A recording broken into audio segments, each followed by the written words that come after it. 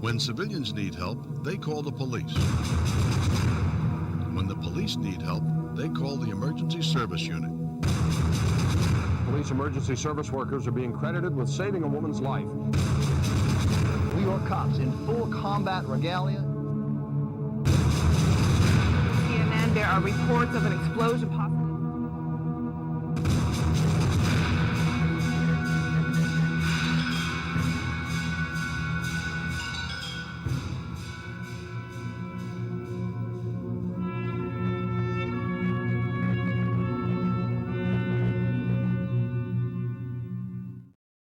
As I noted in the promo for this upcoming episode, even though he was never an ESU himself, his tutelage to a lot of the transit rescue alumni and housing rescue alumni paved the way for them to serve in ESU, which makes tonight's show especially interesting. And on that note, we welcome you to episode 277 of the Mike the New Haven podcast, volume 35 of the E-Men inside the NYPD's Emergency Service Unit. I'll introduce my guest momentarily, but quickly, if you haven't checked out the previous episode, another ESU show, and she was awesome. Another E-woman I was able to get on the show for the miniseries. Third one, Maddie Lawrence was first. Then there was Anita Rosado. And then this past Tuesday, Tina Guerrero. She spent 20 of her 25 years in the Emergency Service Unit, was a counter sniper in the unit for about a dozen or so of those years. Really, really interesting woman, had a great career, and it was great to speak with her. She was a veteran of both 4 Truck in the Bronx and then 10 Truck in Queens, in addition to her duties with the counter sniper team. Hello to everyone in the chat tonight.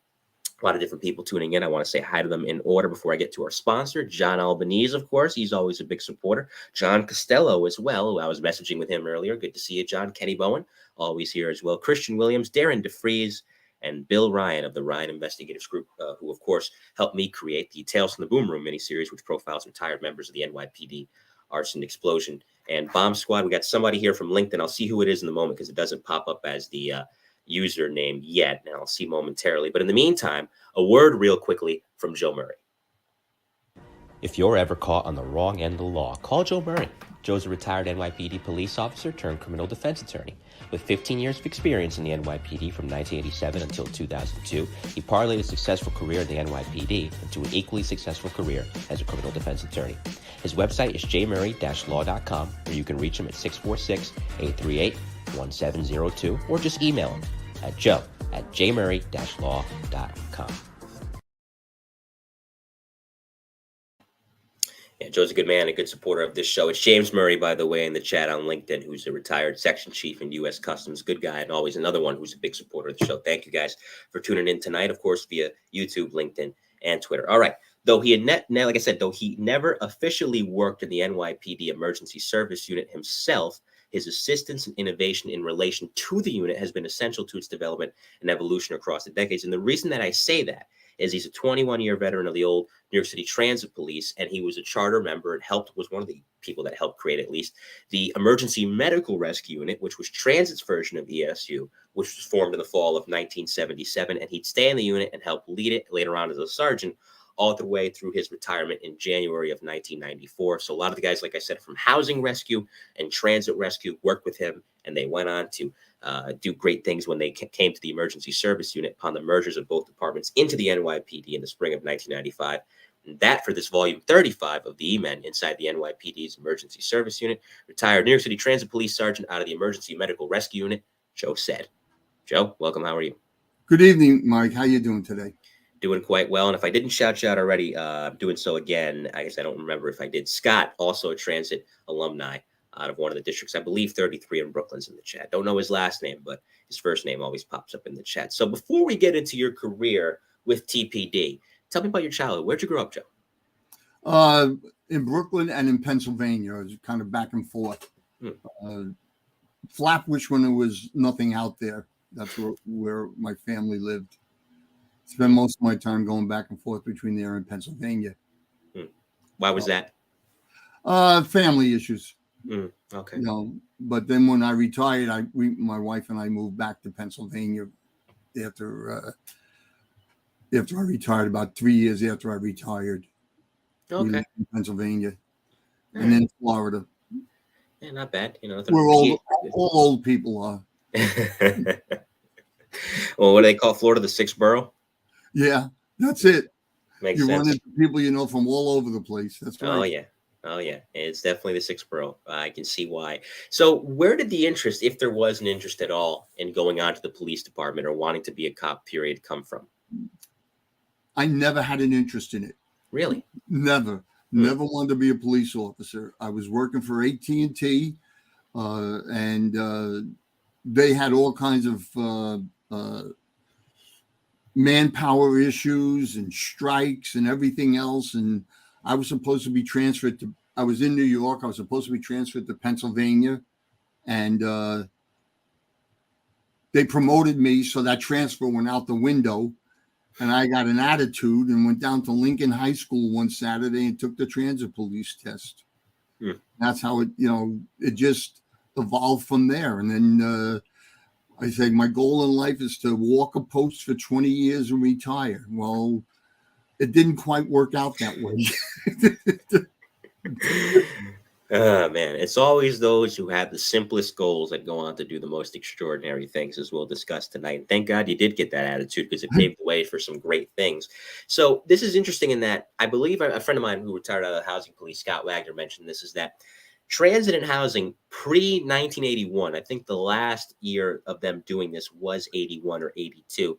They would have their own academies. Transit had their own academy, housing had their own academy, NYPD had their own academy. Right. After 1981, they all were under the same umbrella, and then they would decide, once you graduate, okay, you're going to transit, you're going to housing, you're going to the city, which was slang for NYPD. So at this time, tell me about what a transit academy was like. I mean, obviously, some things are the same, some things are common sense and commonplace across the board. But what were some nooks and crannies they were teaching in the transit academy that you weren't going to get taught in the other ones?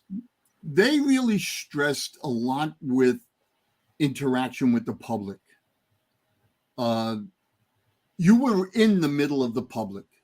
The public walked around you all day, which with the NYPD, they did have foot cops, but most guys rode around in a car. You had to have 20 years on the transit police to get a seat in the car. You just did. They only had 2 cars per district at that time. So they spent a lot of time with interaction with the public, face to face, for your whole tour. When I did graduate from the academy, I was in a couple of different districts, one of them being Manhattan, District 1. And when I got there, Lieutenant assigned me to 42nd Street and 8th Avenue as a steady post. And that post took up almost 4 city blocks underground. And you had the Port Authority, and you had 4 or 5 different trains that came into that station. So you were constantly in the middle of the public. So they spent a lot of time with that. And then, of course, with the normal self-defense tactics and everything else, that type of stuff, which was common to all departments. Yeah. But the transit police, when I went on, we were training at 300 Gold Street in Brooklyn. And then they got their own little academy, an abandoned high school, I believe it was, up in Harlem. And that's where they, up until that 1981-82 time, had their academy up there until they merged everything into the, 22nd Street in Manhattan? I believe so. Not too far from Truck 1. Yeah, right. The back's across the street from Truck 1. That's when, they moved them out of that high school in Harlem and moved them in there, except for, I think it was about a month after they got out of that academy, they went back to Gold Street for another academy, which was strictly dealing with the transit issues. And it makes sense. I mean, and this is to take nothing away from the other departments. I know housing had the verticals, which made them interact face to face with the community too. But the thing that made it interesting, and I brought this up with previous transit cops I've interviewed in general, not even those that necessarily worked in EMRU, is that the people that are living in housing projects, you can bet your bottom dollar you're always going to see them, one way or the other. So you get a familiarity with them. Yeah. It's not the same thing in transit. You may see the same person taking the same train at the same time every day, but a lot of the time people are doing just that. They're in transit. They're moving around a lot. So you interact with somebody once, you may never see them again for the rest of your life. So it changes the nature of the ball game when you're dealing with them.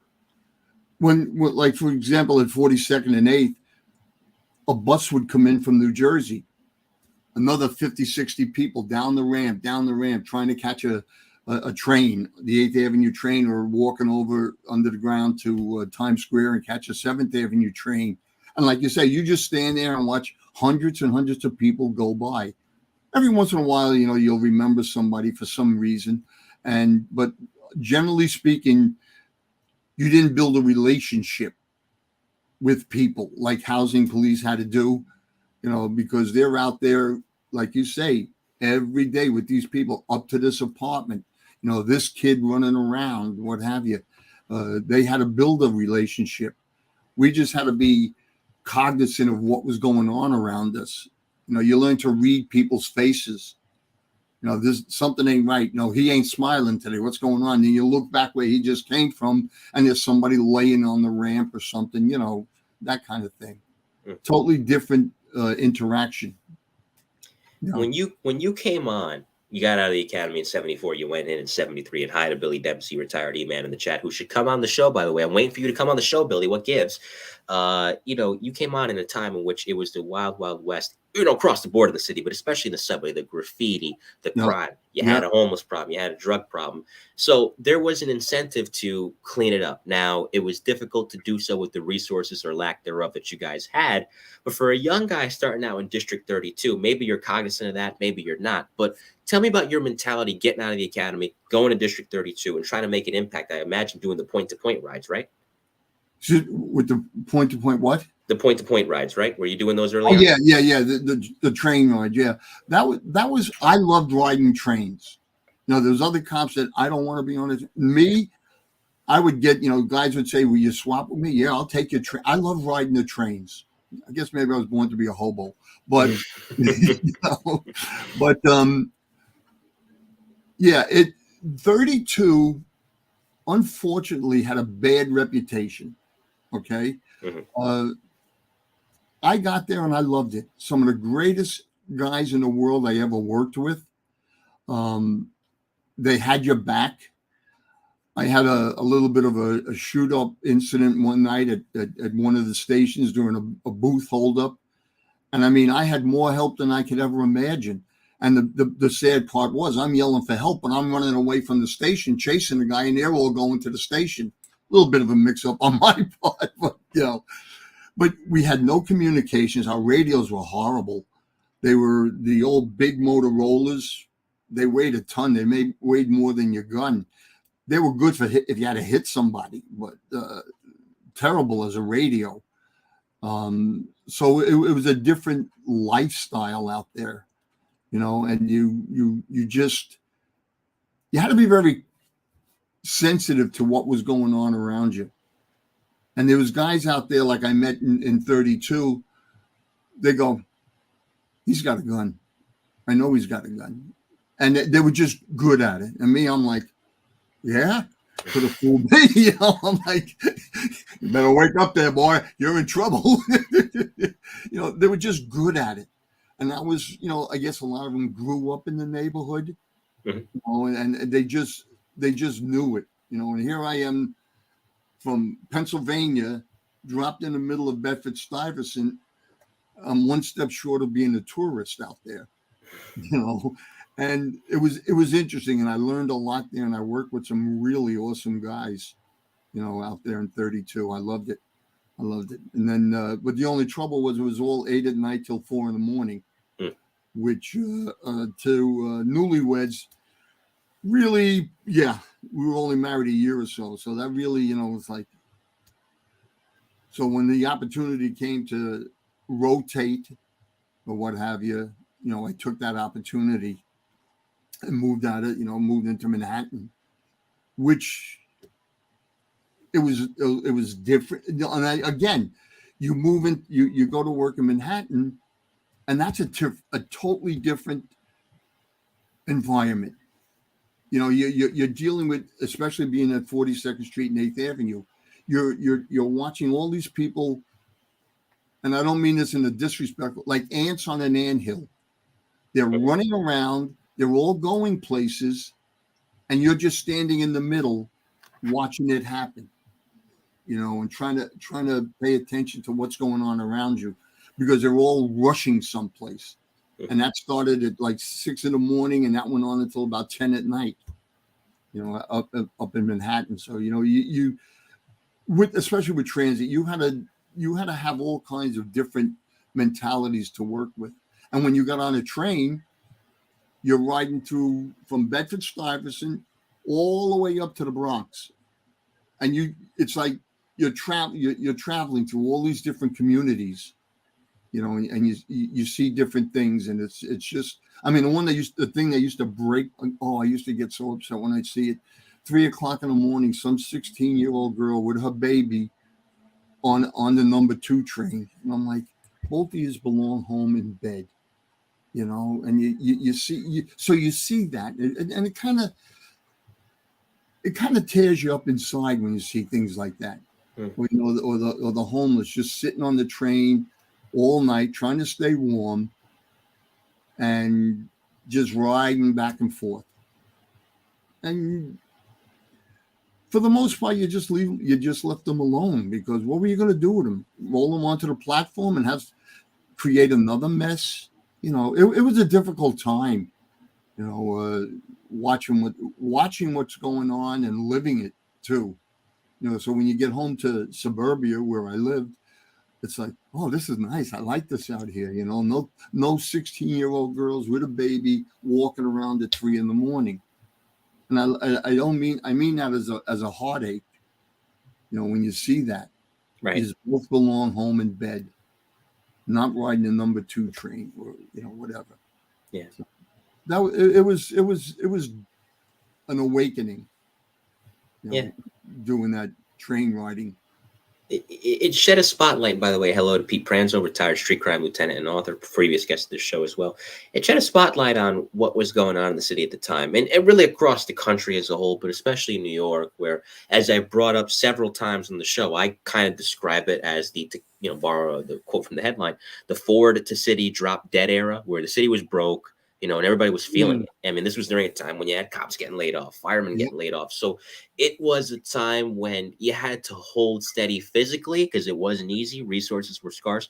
But as you just said, you had to hold steady and hold strong emotionally too, because, man, it can be a demoralizer. But credit to you guys, the cops of your era, and firemen too. You guys hung in, man, because it was not easy. City was in trouble. You mentioned that layoff thing, and July 1st, 1975, I'm on the job a little over 2 years, or just about 2 years. And I come in off a 4 to 12, and the lieutenant says, "Let me have your equipment. You're laid off." And, you took the job because as long as you kept your nose clean, you were set for life. Mm-hmm. Well, now all of a sudden you're telling me, except today, you're laid off. There was all kinds of stuff going on. You had the BLA, who was just walking around executing cops. Sid Thompson was one of ours. Pascal, the whole crew. Scarangello, I worked with his brother in transit. His brother was executed out in Queens. So you're constantly worried about your back, and we didn't have bulletproof vests back in those days. And now you're laying me off. So I go back to what I knew best. I'm starting to do construction work. I go home to Pennsylvania. I'm gone about 3 days, and finally somebody tracks me down. They say, "Hey, the police are at your house. They told you're supposed to be back at work." So I show up, and I get lectured because I've been missing for 3 days. You laid me off. Well, you weren't supposed to be laid off. You're a veteran. And I knew this how, Exactly. And then you lived for about 3 or 4 more years with, we're going to cut more people. We're going to cut more people, So you lived with that constantly of, am I going to get laid off again? Because it was something that could never happen, but it happened. 10,000 cops, 3,000, I think it was firemen, all laid off, but it can't happen. you took this job because it couldn't happen. So, and then you're living on the same salary for almost 5 years while everything else is going sky high. Well, I got to think about the criminal justice system, but that's a totally different thing.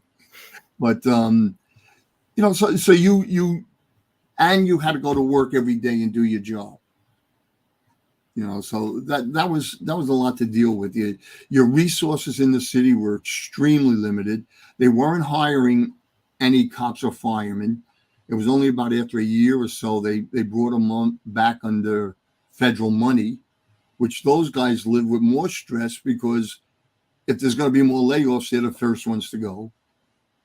And that kind of thing. So it was that whole period from about 75 to about 79 was rough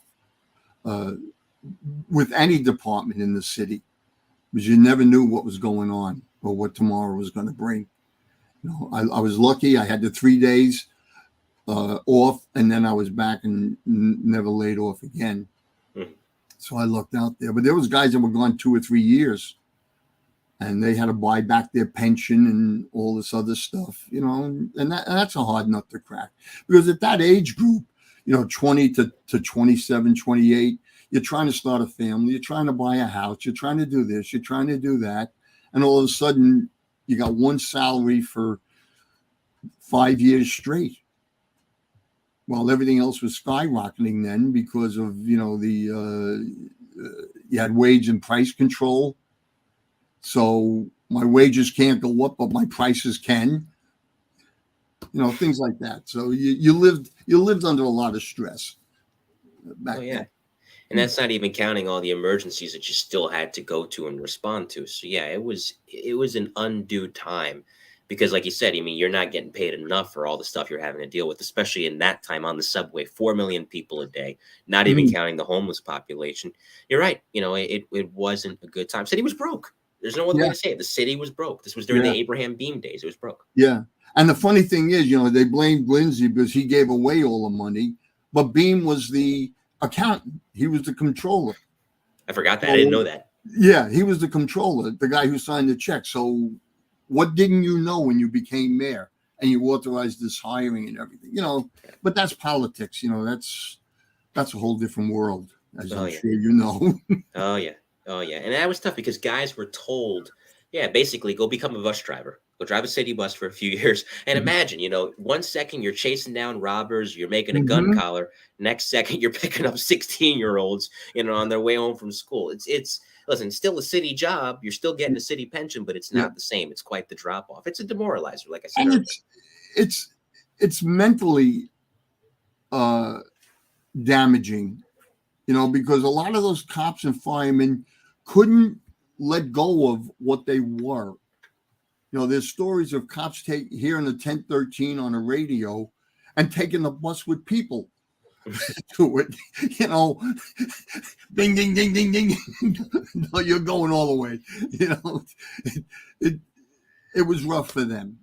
Some became token booth clerks, and, at least like they had a job, and they stayed within the pension system, which was a big thing. But it was rough. It was really rough back then. And again, crime was really out of control. There was a whole mentality of do what you want, get away with it. The arrests that were going on were, it was like guys were constantly making arrests, even if they didn't want to. The people would commit crimes right in front of you. And then when you make the arrest, I made one. The guy annoyed me. He jumped the turnstile, so I chased him 3 blocks. And when I caught him, he's eating all the identification in his pocket. So I arrest him. Then we go through the whole thing. When I get to night court, they said he's got a New York State warrant. He's got an Interpol warrant, and I found checks on him from a gun shop in North Carolina. And when I called the gun shop, we were robbed the other day. I'm like, oh boy. And I got this guy for an 85-cent fare. And that was the other thing with being a transit cop.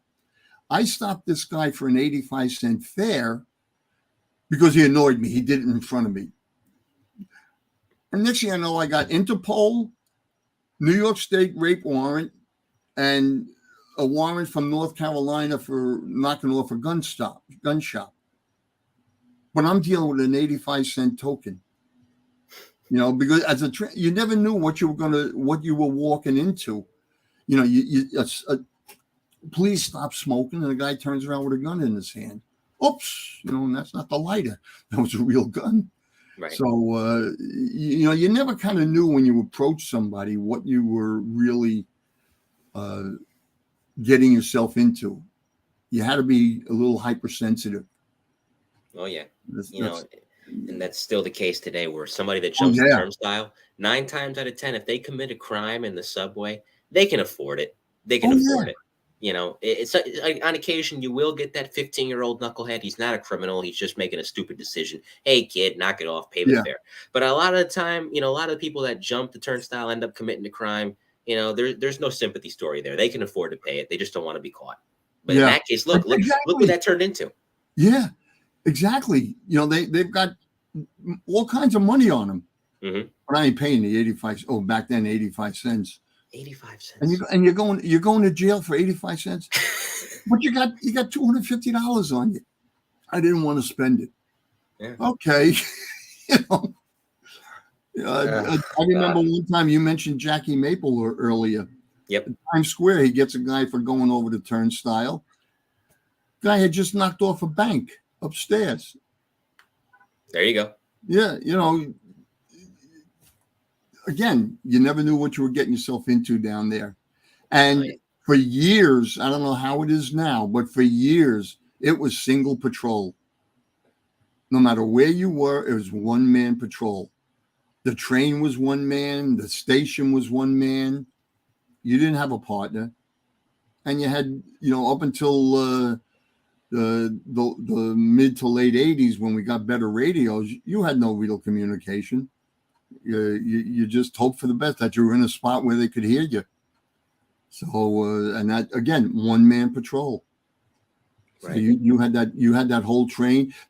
I'll never forget one time, I was trying to arrest somebody on a train, but we were going from 59th Street in Manhattan all the way up to 125th Street. It was like a 7 or 8 minute ride. It's on the express train going north. Mm-hmm. And it's like, okay, now I'm in here for 6 minutes, 7 minutes with this guy. You know, fortunately, he was like, yeah, just let's get this over with. He didn't, but he could have made and then you don't know how many passengers are going to jump in and help him. You know, you had to be on your toes back then. Oh, you still do. But I see now, when I see them on TV, they're paired up a little more than they used to be. Together. To your point, Scott in the chat says the Post went dual patrol on 9/11. They tried to phase them out back around 2017, but there was pushback. So I think they still do dual patrols. And shout out to the other Scott in the chat, Scott Wagner of the Housing Police, who I mentioned earlier, former homicide detective, hostage negotiator. Before I get to rescue, I have a running joke with one of the guys here in the chat. He's a big-time viewer of the show, Joe Maligo. He's a retired correctional officer up in Rochester. And he says, speaking of stress, anytime I get an FDPD guest, he has me ask this: did you ever deliver a baby? Yep. Okay, there we go. We got one. There we go, Joe. We got one. Me and my partner, Joe Wilson, it's like almost time to get off, and we're downtown Brooklyn. They said, Nevin Street, we got a woman in labor. Well, you get that call 100 times a day. Mm-hmm. So we grabbed the first aid kit and and we're sashaying down the stairs, and the train is holding, and people are like, yeah, she was in labor. And so Joe and I go in, and, you know, she's laying there, she's in the position and all this. And she says, the baby's coming. Well, I don't see any water or anything. And I said to my partner, Joe, Joe, he goes, no. So we open up the kit, and we put the gloves on, the whole 9 yards, figuring this is just another scare. Next thing I know, out comes the baby, still in the sack. She had like 9 kids. So I guess her wall was really kind of deteriorated. And the baby's still in the sack. And I look at Joe and I go, wasn't this supposed to be unwrapped first? You know? He goes, yeah. So now, okay, I know I got to get it out of the, and I'm trying to grab it. I got the gloves on. I don't know if you've ever seen birth or after birth. I have not. It's slimy. Uh-huh. So I got the gloves on. I got the scalpel, and I'm trying to cut the sack. But I almost cut the kid's nose off. Oh, well, that's not good. Yeah, not good. This kid's going to hate cops, and he's not even out of the bag yet. You know? Literally. Yeah. And I'm working. And finally, we find a spot, and I hold it, and Joe cuts it, and boom, and all everything else breaks loose. Yeah, that was. I had two others, but not as interesting, more straightforward. But yeah, but that was my first delivery. That baby at Nevin Street, and it was interesting. But I'll tell you, you went home on a real high that night, because when you got off the train, because we held a train at Nevin Street, and we went to the hospital with her and everything, everybody's patting you on the back, everybody's cheering you, everybody's cheering her. We got the baby wrapped up, and we're doing the whole 9 yards. We get to the hospital, and she's hugging us and everything else and thanking us, and they take her off. So that's how we ended that tour, Joe and I. And you went home on a high. Couldn't, you sat up all night thinking about it and everything else. And did I do that? All this other stuff. But you went home on a super high that night, having done that. So yes, that was the first one I delivered. One of the best ones I've heard, because you get a few different ones of people who have, and that's one of the better ones. Still in the sack, and Joe follows up with the question, very good. Still in contact? Are you still in contact with the kid? Did you ever see? No. That was 40 years ago. He's probably a district attorney or something now. I don't know. Hopefully, maybe he's a cop. Yeah, maybe it's a cop. Yeah. Yeah. But yeah, that was 40 years ago. That's something. At least 40. Yeah. My goodness. So that brings us into 77. So Dean Esserman, who was a student at Dartmouth at the time and later on went on to serve as colonel of the Providence, Rhode Island Police, was also for a time chief of police here in my hometown of New Haven, Connecticut. He writes an essay where he happens to observe, and it's in the New York Times, and I have the article right in front of me. The transit police could really use its own rescue squad, because even though we have the FNY rescue squads and we have the NYPD Emergency Service Unit, as far as immediacy in response at the time, transit is not very well served. And thus the ball gets rolling. And this is what I wanted to ask you about, because I have the guy on the show tonight, or at least one of the guys that helped put this unit together. The ball got rolling on EMRU. So tell me about the planning and how we got the Emergency Medical Rescue Unit. Okay. Dean Esserman was 19 years old at the time, and a lot of energy, and a brilliant young man too. He had this thing. We had a serious issue in New York City at the time with ambulance service. It was under what I believe was called Health and Hospitals Corporation. Okay. And they were floundering. And I mean, floundering, I'm being generous. I don't know why, but you could wait an hour giving CPR for an ambulance. And when they show up and, you make where the hell you been? We've been upstairs. Nobody told us there was a thing down here. There was just a horrible communication network with Health and Hospitals Corporation. So Dean figured, and we were suffering in transit because, somebody falls at the bottom of the stairway at 59th and Lex, and let's say they break their pelvis, okay? You've got to block that stairway. 59th and Lex is it's under City Corp. It's a busy station. Now you've got all that turmoil in addition to the injured person, but you can't move them, broken pelvis. So you've got to wait until the right people get there to do the job, and you could wait an hour. And Dean came up with this thing about a rescue squad for the transit police.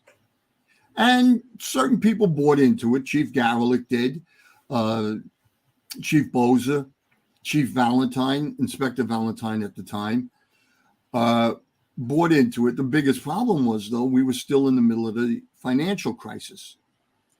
So Chief Garlick said, I got no problem with it, but where are you getting the money?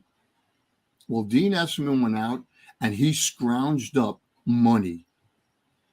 He would go to the big corporations, get checks for $10,000. I'll never forget, he went to Brooklyn Union Gas. He said to them, I was with them this day.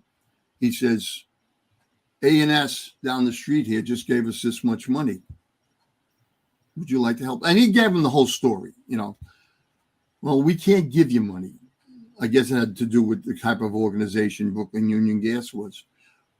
But it says, we can give you a truck. We got new trucks coming in. We'll give you one.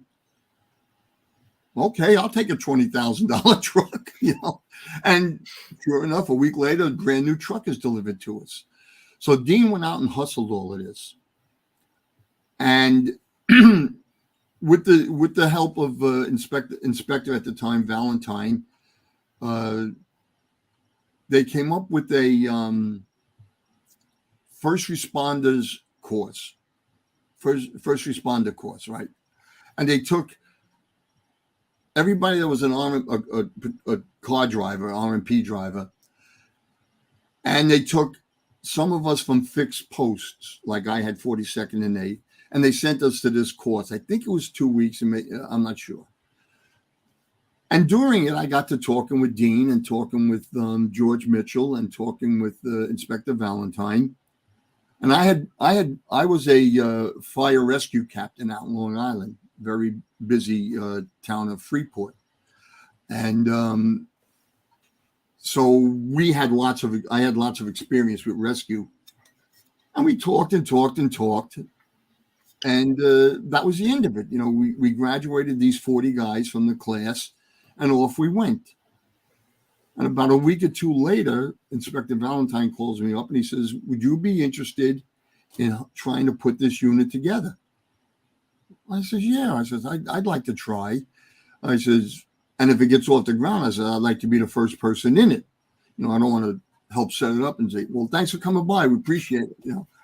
And it involved myself and another officer working the spring and summer of 77, 12 or 14 hours a day between the two of us, with Dean riding with us.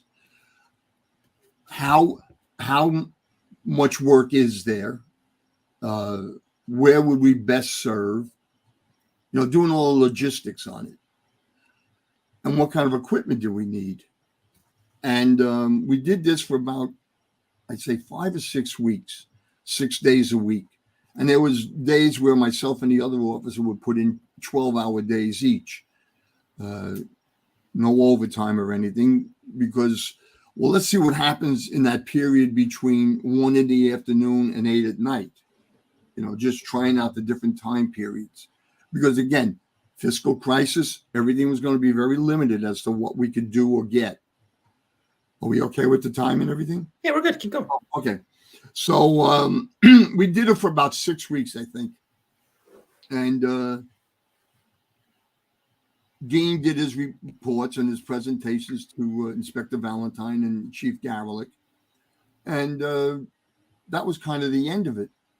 And then about 2 or 3 weeks later, after I was back on patrol, I get a thing on the radio, call the district. I call the district. They tell me call J Street. I'm like, what, am I in trouble here? Well, I get, yeah, well, that's the first thing that comes to your mind. Naturally. And it's Dean. Where we go? I said, what do you mean where we go? He said, as of Monday, you're assigned down here at Gold Street. Where we go? I said, okay. I went back to the district. And, and I appreciated what Captain Oliveri had done for me, giving me the opportunity to go. Because manpower was short, and he could very well have said, no, I'm not giving up a man. So I went down there, and, we started looking at equipment, what we had, what was donated, what was bought. This flower truck that we got, it was an old Dodge, had 40,000 miles on it. Chief Bozer recognized it because it was a flower store up where he lived in someplace just outside the city, Yorkville. Mm-hmm. Okay. And that truck used to come to his house delivering flowers to his wife. So they painted it for us, and we threw whatever equipment we had into it, and off we went. And we would work from about 6 a.m. till about 8 or 10 at night, and just trying things out. And, and of course, the dispatchers weren't really aware of us being out there, so we'd ask them, do you have anything? And this is an emergency unit on the air and everything else. And then they said, we're going to go with it. We're going to try it. And they brought in a boss, and they got about 10 or 12 more police officers. And that was going to be the whole unit at the time. They brought in, his name was Sergeant Armstrong, Lee Armstrong, who had no background in rescue. I had worked for him in one of the districts. Awesome guy. If you didn't know, he was he had a very military presence in a nice way. Never in the military, but that's just the way he was. And he said to me, he says, I don't know anything about this. And I said, I'll help you all you want. And we did, and we got it off the ground. And then came the naming thing. We had to have a name. It was the interesting part. Yeah. And this is the interesting part. NYPD ESU raised heck. We don't need another emergency unit in the city. We got plenty. And they were bringing the mayor's office down on Chief Garelick and everything else. And this was going on. And they were adamant about it. You don't need another emergency unit in the city. We have one. We don't need another. So between Inspector Valentine, Dean Esserman, and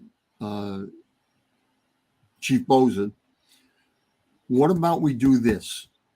It's only for medical emergencies. Okay, we can buy that. So that is why it was called the Emergency Medical Rescue Unit, because otherwise we would not have been allowed to exist. The mayor wasn't going to let it happen. Okay?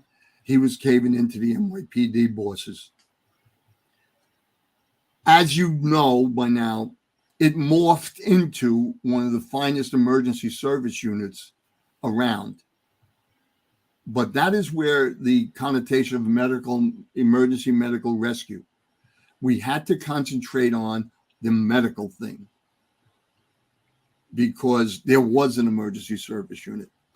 And the sad thing about that was when we'd meet them on the street, it was a nice working relationship.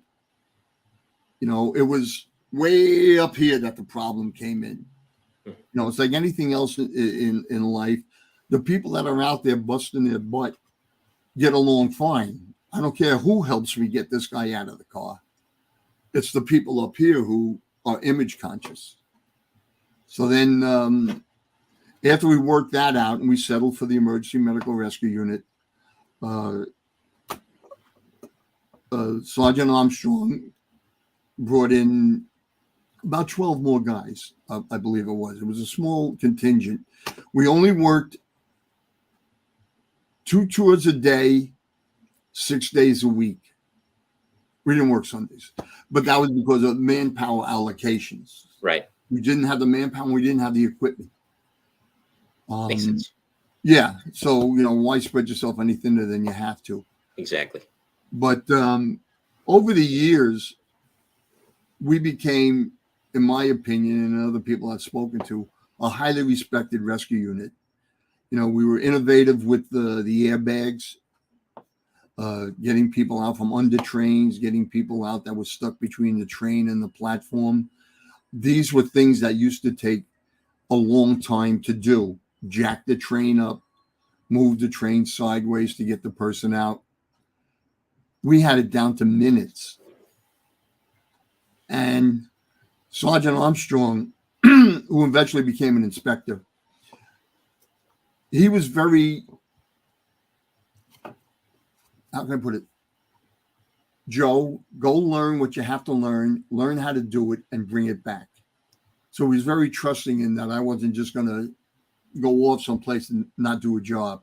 So we got airbags because they used to take these 100-ton jacks to get the train up off the tracks and get the person out or slide the train sideways. We did it with an airbag that was 18 inches by 14 inches and that thick. You could, like a laptop today, and an air tank, and we could jack the train up 8 to 10 inches off the track. And the guys were awesome at it. Terrific. They could, in seconds, they'd have the train up off the track. And Sergeant Armstrong gave me permission to set up these trainings. I went out to Coney Island Yards, worked on it for about a week or two. Transit Authority was very cooperative. They'd send me different trains every day onto a dead track, and we'd work on it. I had another guy who would help me. He would design different types of wood that would do this and do that, fill in the gaps. My father had been a motorman for 30 years, so he knew a lot of the higher ups, that had moved on up the ladder at the Transit Authority. And I'd go see this assistant superintendent. Hey, you know what I need? Who are you?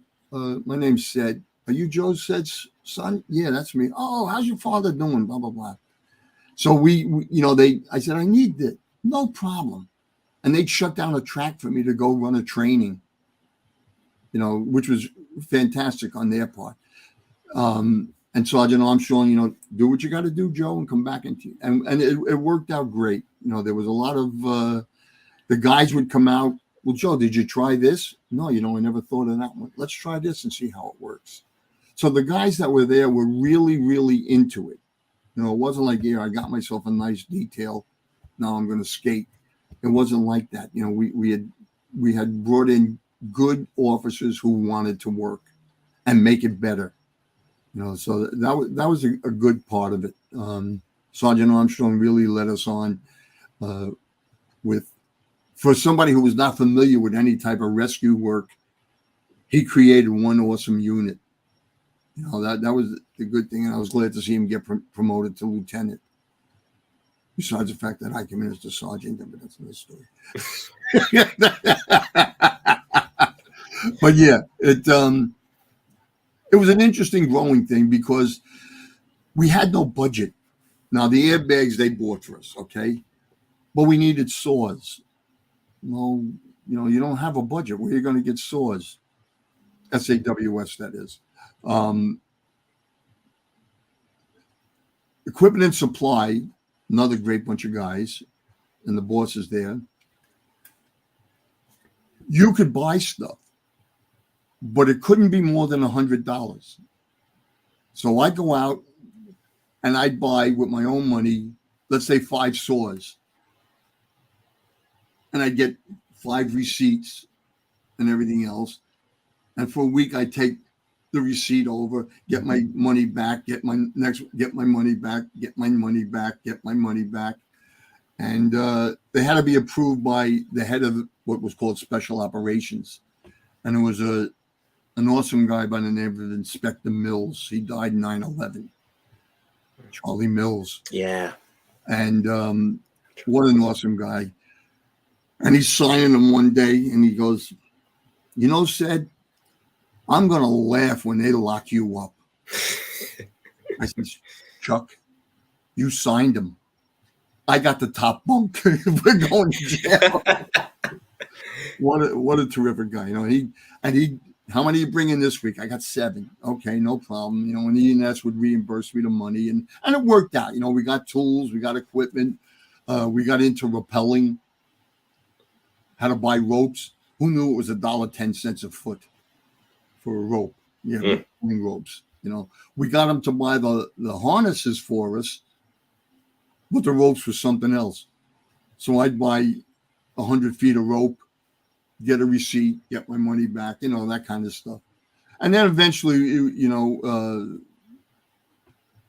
we became indispensable to the department. When we first started, there was a lot of people that wanted nothing to do with it. It's ridiculous. Some of the higher ups, this is the stupidest thing I've ever seen, But then when we had done some really outstanding things. You know, I think that should be under my division. Oh, no, we should be under you, you know. And Inspector Valentine fought real hard, and he won to keep us a separate entity. Because basically what we didn't want was people being brought in who was somebody's friend. You know what I mean? And we needed people who wanted to be there because it was a job they wanted to do. And we lucked out. It stayed that way, you know. Oh, yeah. You guys would go up the bridges. I mean, it got to the point where you guys, and I remember seeing this in the video that they did on Transit, the documentary City Underground in 1994, right before the merge. You guys would go up on the bridges with ESU, do that cross training. And I remember Anita Rosado telling me anywhere where there was a train going over the bridge, we could go. And you went. And before you answer that and elaborate on that, like I said, I have the New York Times article. Roving Rescue 1 is poised to aid subway riders. Now, I'm not going to read the whole thing, but I'll read an excerpt here. Rescue 1 has been roaming the streets mainly in Midtown Manhattan because that is where most of its calls come from. Since July 15th so far, it has responded to more than 250 calls for help. Speed of response is considered especially important for someone stricken with a heart attack, in which medical attention can be the difference between life and death. And it mentions Deputy Inspector Valentine here, and it mentions Dean Esserman as well. But it's interesting in that they responded to, even early on, a myriad of things besides medical rescues. They raced to the subway in one instance, I believe, where a bomb was somewhere aboard the train. There was a note that was found saying a bomb was on the train. And later on in the article, it mentions that they responded to chest pains and even a rape. So this was something that early on had the bearings of a unit that could handle just about everything. And there's still those growing pains, and you've covered them.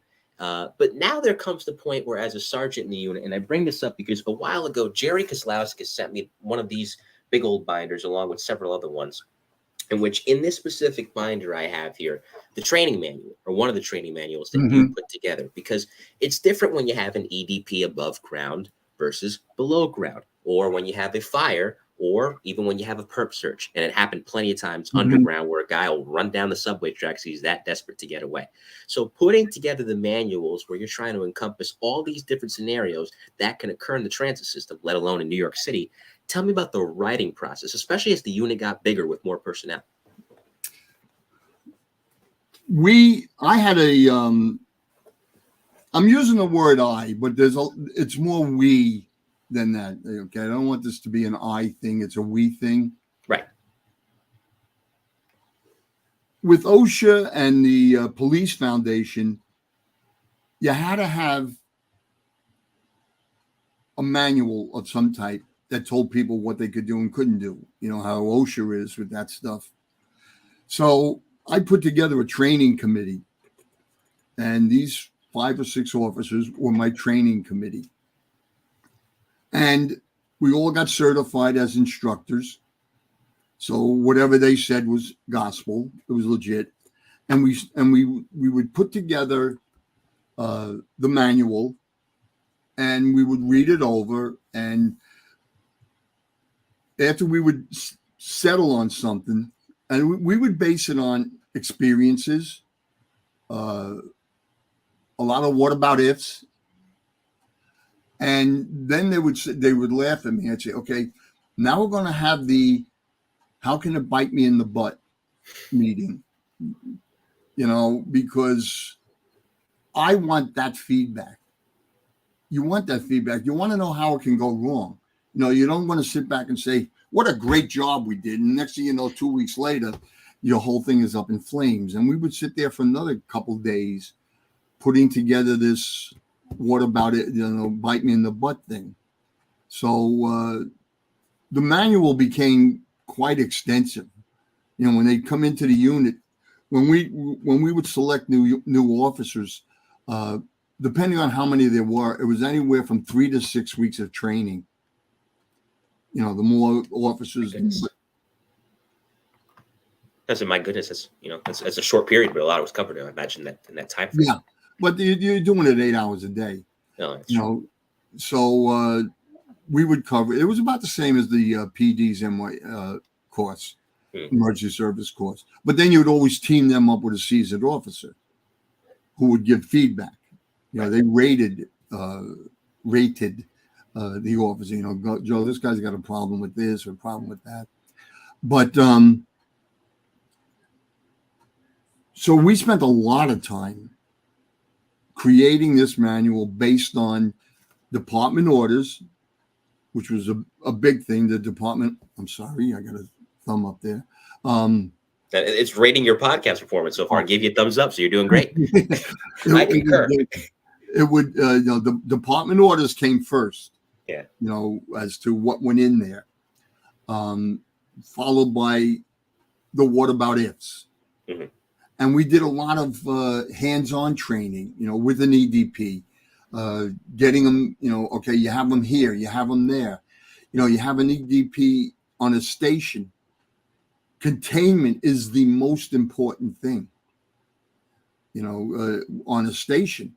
Because if he hits the tracks running, we got a major problem here, shutting down the system or whatever it may be, or God forbid he steps on the third rail. So the training committee was a terrific bunch of guys. We work on it. And so if we were going to bring a class in, we would spend at least 3 weeks before time reviewing it. Oh, wait a minute, this has to change.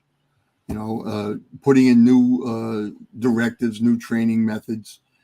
And then we would get everybody as we could certified as an emergency medical technician. So that helped us, that gave us liability, that cleared our liability issue from that standpoint, dealing with a cardiac and things like that. And then, of course, familiarizing the officers with the equipment. And we were very strict on the equipment thing, maintaining it, maintain the generators, maintain this, watch the oxygen, the whole bit, the dart guns, the EDP equipment, the ropes. You don't take that rope that you're rappelling with and use it to tow a car. You just don't do that. That rope is strictly, so we did a lot with that. And we'd always try and have what we call a house mouse during the tour, an extra officer. And he would be responsible for, let's say, changing the oil in the generators or rewinding the ropes to get kinks out of them, that kind of stuff. The manual, we didn't pull it from anybody else but ourselves. We didn't confer with the NYPD on ours because ours was a lot different. Our area that we were working in was different. It was very restrictive, our area. You're on the subway platform. You don't want to make it the subway tracks, that kind of stuff. So that was what went into putting that together. And it was reviewed on a regular basis. And all lesson plans were submitted to the police foundation. They had access to all of that. Look it over, get some look critique. it over, and that whole bit. So, but again, all of them were certified instructors by the National Police Foundation. It was a good operation. We had a good operation there with the training and the manuals. And again, every guy brought something different to it. And it showed across like I said, some guys off the air, as you told me, were volunteer firemen. Other guys had some construction experience and made for a good thing. I have one excerpt rather from one of your training memos, and this is in regards to protest, and you can elaborate on it. I'll read the first page. Members are advised that recently protesters have devised a new method to encumber their being removed from the scene of an incident. They are locking themselves together or to a stationary object by means of the large U-locks that are shown in the accompanying picture. They are also placing the locks inside of steel pipes and filling the pipe with tar and rocks. In order to remove these locks, members must first cut a window in the pipe and remove the tar and rocks in the open area. You will then be able to remove the lock by continuing to cut through in the normal manner. And that from Sergeant Joseph Sede. And I'm going to try to show the picture here. It's a big old man. I remember that. Yeah, here it is. Yeah, I remember that. So that was in regards to protests. The tar and the rocks. Oh, because the PD and everybody else was just bringing their whizzers, it's called a whizzer, the saw, and just going right through it. Well, when you put the rocks and the tar in there, you damaged the blades, and that was it. It was all over. And they got to continue their protest. And we had a couple of them at the MTA building up on Fifth Avenue, Sixth Avenue, somewhere up there. The MTA building where they did that. The guys had to go in and make the cut and clean out the tar. But again, and it was an ongoing thing. And what was great was guys would bring in stuff that they had encountered, and hey, we got to incorporate this, and everything had to be in writing. It couldn't be word of mouth. But then somebody says, "Well, I didn't get that memo." Right, cross every T, dot every I, that sort of thing. And it was protecting the officers and it was protecting the department, from liabilities. Oh yeah, you got to. We did a lot of work with EDPs in our department, the emotionally disturbed persons. And again, it's not like you're in an apartment and you have the person isolated in their bedroom. We're on a train or we're on a platform. Now, what are we going to do? Chase them down the platform with the crook? The big Y thing? You're running. Where are you going to? A joust? So we had to come up with all kinds of different ways to incorporate this. Get a second team, corner them, that type of stuff. And the guys were good at that. Now, when the EDP thing became a big thing, Chief Del Costello at the time had made it clear that all types of interactions like that, physical or what we call tactical operations, were only done by EMRU. They were in charge of the incident. Some sergeants and lieutenants took umbrage to it, but these were the guys that were trained. Same with the tasers. We were the only ones that had tasers at the time. And it was our decision to tase or not to tase. And and that put a lot of responsibility on the men, but it was also a pat on the back. Everybody had attended this course at John Jay College that we set up to crisis intervention, how to deal with emotionally disturbed persons, and what are the different emotional disturbances. And we arranged for Chief Del Costello sent me up to John Jay to work with them to develop this course. And we arranged for everybody in the emergency unit and as many patrol sergeants as we could in a 6-week period, get them into that course. And I got to say, I was really proud of the men that attended it, not just my men, but overall. Because how you write a feedback thing?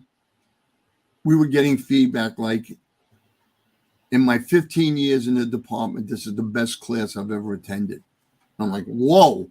But cops are a hard group to connect with, in so much as the guy says, I've survived for 15 years on my own wits. You're not going to tell me anything. And they would come out of there saying, you know what? I learned a lot. And that made us feel good that these people were coming back saying, I really enjoyed that course. I got a lot out of it. It's going to help me in my personal life. And we had simple little vignettes, like we called it silent tension. You're not married, are you? No. Oh, okay. Well, you'll learn. This husband and wife would sit next to each other and just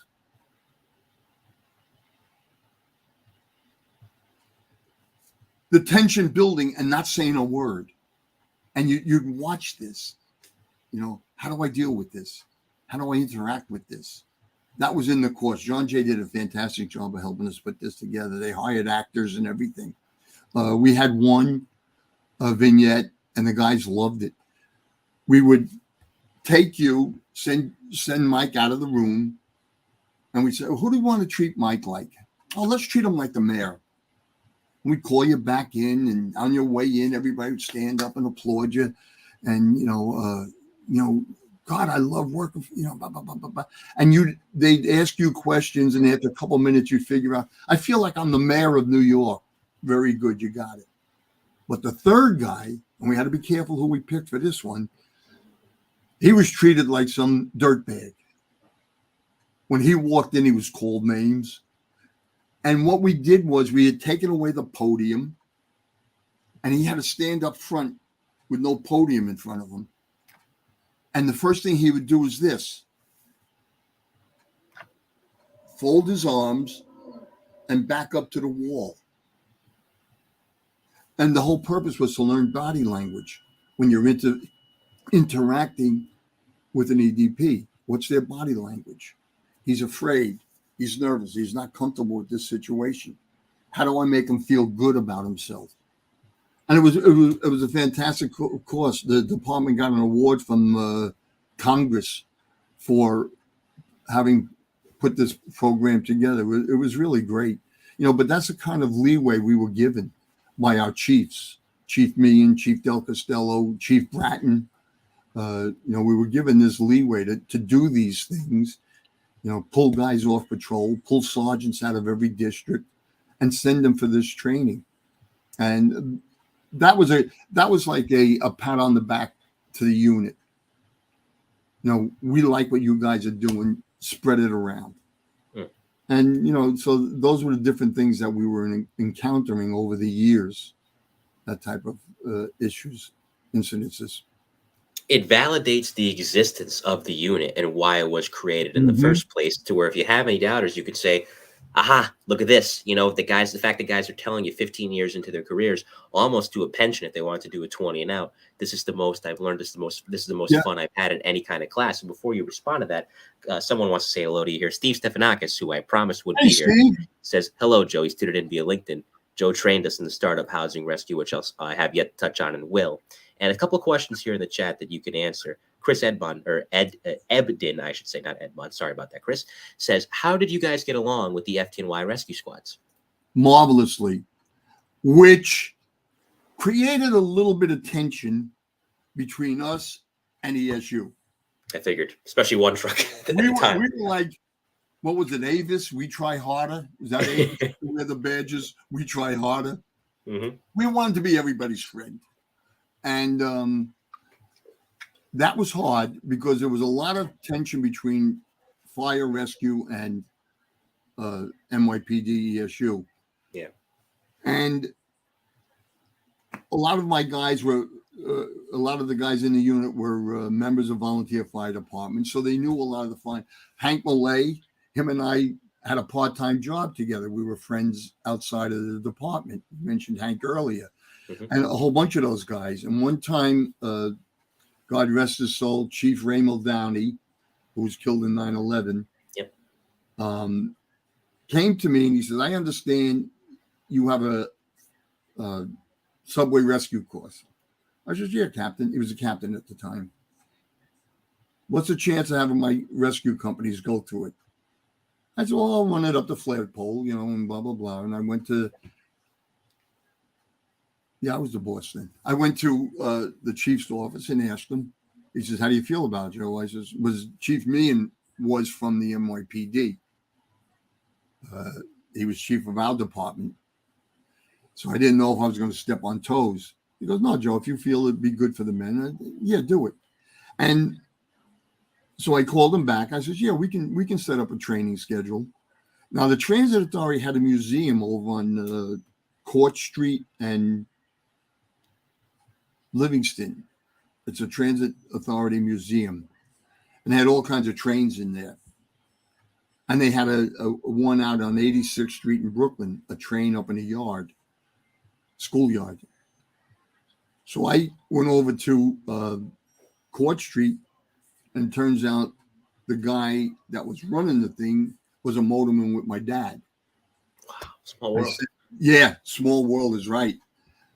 And I told him what I wanted to do. He says, yeah, Joe. He said, no problem. You bring him over here. He says, we'll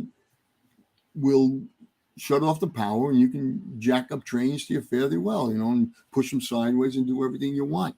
And so that's what we started doing. And we did that with the NYPD also, brought them over there so they could actually get under a train in a station and practice jacking them up. we trained all 5 fire rescue companies on a rotating basis. And one of the other things, we had the transit authority shops made special equipment. We wanted to leave our airbags on the rail, because we knew the rails were sturdy as opposed to the railroad ties. They're usually burnt out, hollow inside. Now you're going to jack up a 70,000-pound train, and here goes all kinds of garbage down into the street. So what we had them do was they made plates about 12 inches wide that would lock on the track and give us a flat surface to jack the train up. It was fantastic. So we had one made for every fire rescue company and every ESU company. You know, and it was, we were invited to their parties. You know, you want to go to 10-9 to meal, come into the fire rescue. It was a great relationship that we had with them, you know, and eventually I think PD and FD ironed out their differences. I at least hope they did. But I think we played a big part in that because, you know, there's enough work to go around. Don't get crazy, you know. And then we had our media specialist, Al O'Leary. He would arrange whenever we were doing these things for the media to be there. So the public, the transit authority loved it because their museum was all over television. And we do a little thing. Yes, you know, this is open to the public. They can come down and see it. And, you know, it was a win-win for everybody, you know, setting up this. Should we be afraid?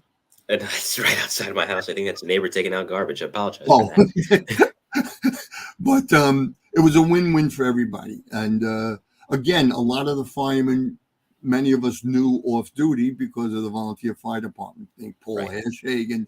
I was going to mention Did you work with Paul? You answered that question. Yeah. Paul and I were in the fire department out in Long Island. Mm-hmm. Hank Millay, a couple other guys. You know, so it was a good working relationship. We could always stop in. There was always warm coffee. And if we timed it right, we got a free meal. Did you work with Kevin Barry, by the way? Who? In Freeport, Kevin Barry? He was in Baldwin, Kevin Barry, from Bomb Squad. Yeah. Previously Truck 1 guy, ESU as well. Yeah, he was Truck 1. Then he went to the Bomb Squad. Yep. His wife was a teacher. Mm-hmm. I know Kevin well. Yeah. Yeah, Kevin's a good guy. He's a good friend. Yeah, he was a good man. Always going, just like the hamster on the wheel. You know, he was always going. You know, you had to walk with him in order to keep up with him. Good man, though, Kevin. His brother was a Nassau County cop, I think. Yep, and he had a few brothers. All of his brothers were in law enforcement. One was a federal agent with the FBI, and one was with the Connecticut State Police for a long time as well. They used to jokingly call him Colonel Clunk. But yeah, Kevin, I was wondering because he was a volunteer, I believe, in Freeport for a long time as well. Yeah, it was Baldwin, I believe. He was in Baldwin. I think one of the two. And Freeport and Baldwin, Yeah, he's been on the show before for my Bomb Squad miniseries because when you mentioned that, I'm like, I have to ask if you work with Kevin. Yep. So glad to hear you did. Yeah, very good guy. And, you know, again, as Bushing told me, to your point, we got along, and he mentioned this when he was on last summer, we got along great with FD because nobody really wanted to do the work that we were doing. It was gutty, it was gritty, it was underground, it wasn't pleasant. So they didn't mind having us around because, listen, it took a load off them. And it kind of plays in to another question that we had here in the chat from Scott, who's a transit alumni. Hopefully get him on the show soon. It says, prior to starting EMRU, who handled the man-unders and space cases? Was it FD? Was it ESU? Was it a combination of both? It was whoever got there first. That makes sense. Yeah. And the biggest problem was it was time consuming. It was manpower exhausting, where when we in our unit put this whole thing together, 2 men could jack up a train in less than 3 minutes. They walked down with a suitcase that had wood in it and the plate. The other guy carried the air bottle and the hoses, and down they went under the train, hooked the things up together, and jacked the train up. They were fantastic, these airbags, what we could do with them. And in minutes, we had the train up and the person out. That was a good thing. But yeah, it was sometimes even the transit authority handled it, but you try to discourage that because everything has to be treated like a crime scene until it's not a crime scene. Yeah. And that was a big part of it. It's a crime scene. Well, the person, yeah, I know that, but let's walk softly here. We don't know what we have. But like Tread lightly. Tread lightly. That's the word I'm looking for. But like you said, nobody really wanted to be under those trains. I mean, you got under some of these trains, and you got the mud. I mean, my wife was an expert at getting grease out of my Sears Roebuck blue pants. Because, I mean, fortunately, we were allowed to wear those work pants at the time. And she could get the grease out of them. Because I'd go home, head to toe, covered with grease. Some guys would have to change 2 or 3 times a day. We had one guy, he had 3 men unders in one day. Jeez. Yeah. We used to call him Dr. Death. Mm-hmm. He was like our Grim Reaper.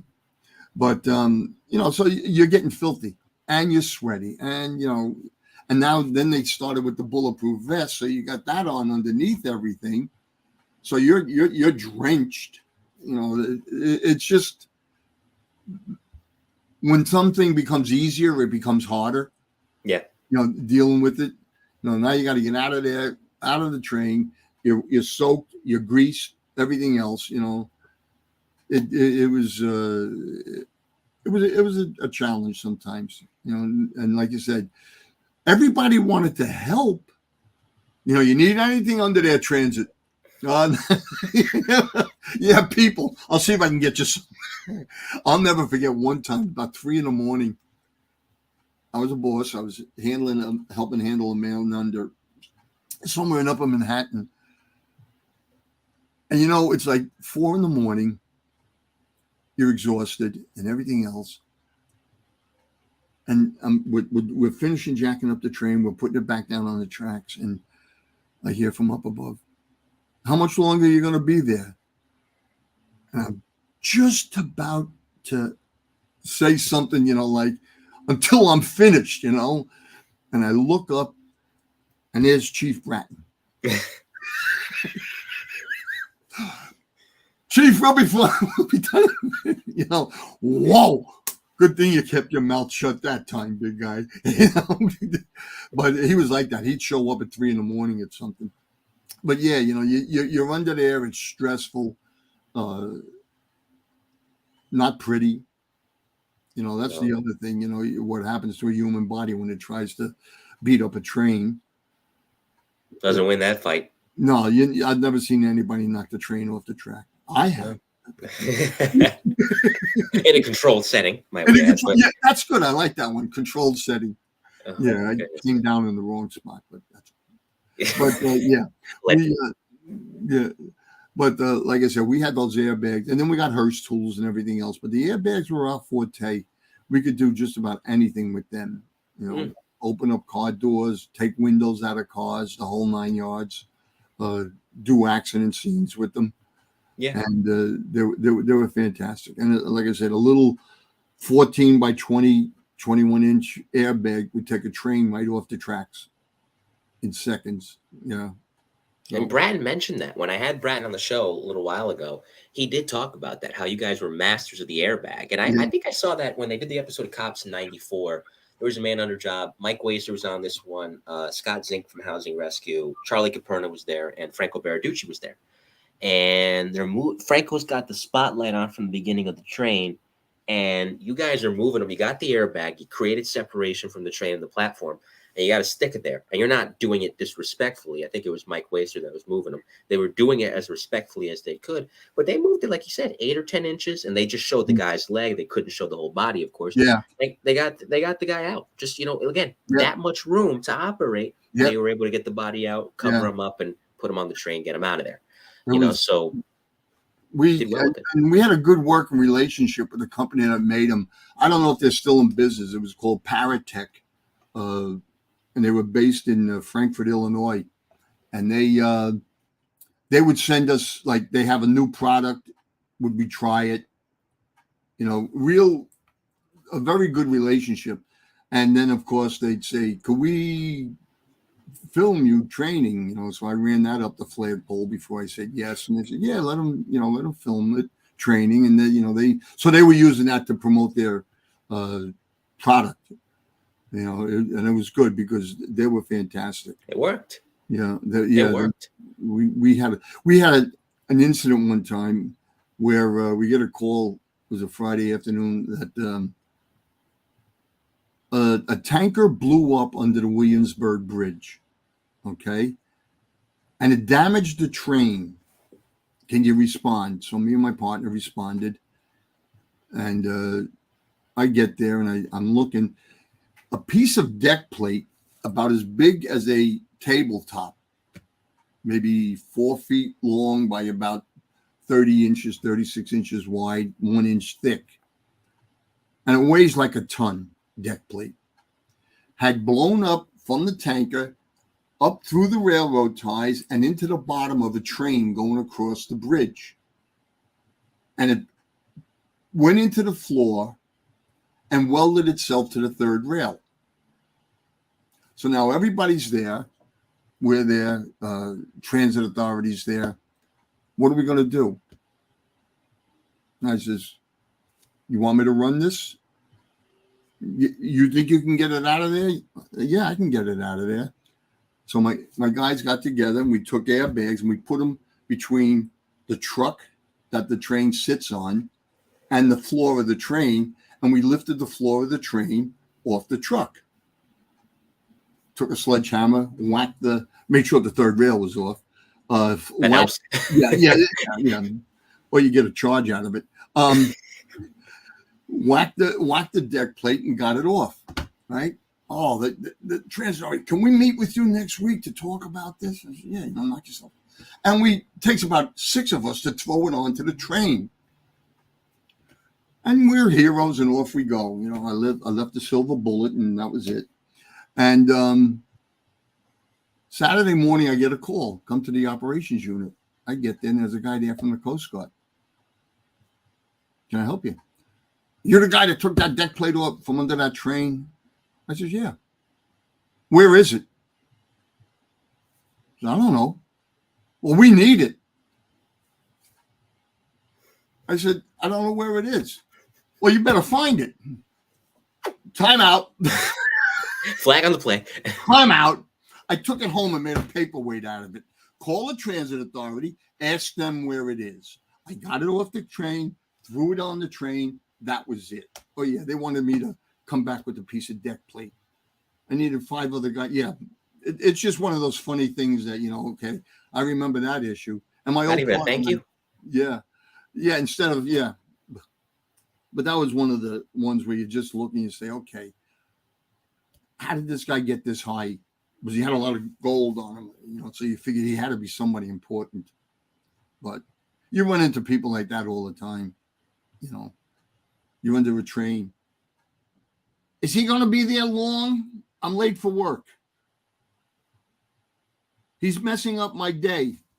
His day is a mess. His day's over. Yeah. No, you had a lot of survivals. There's some of those. Yeah. And those are always uplifting too.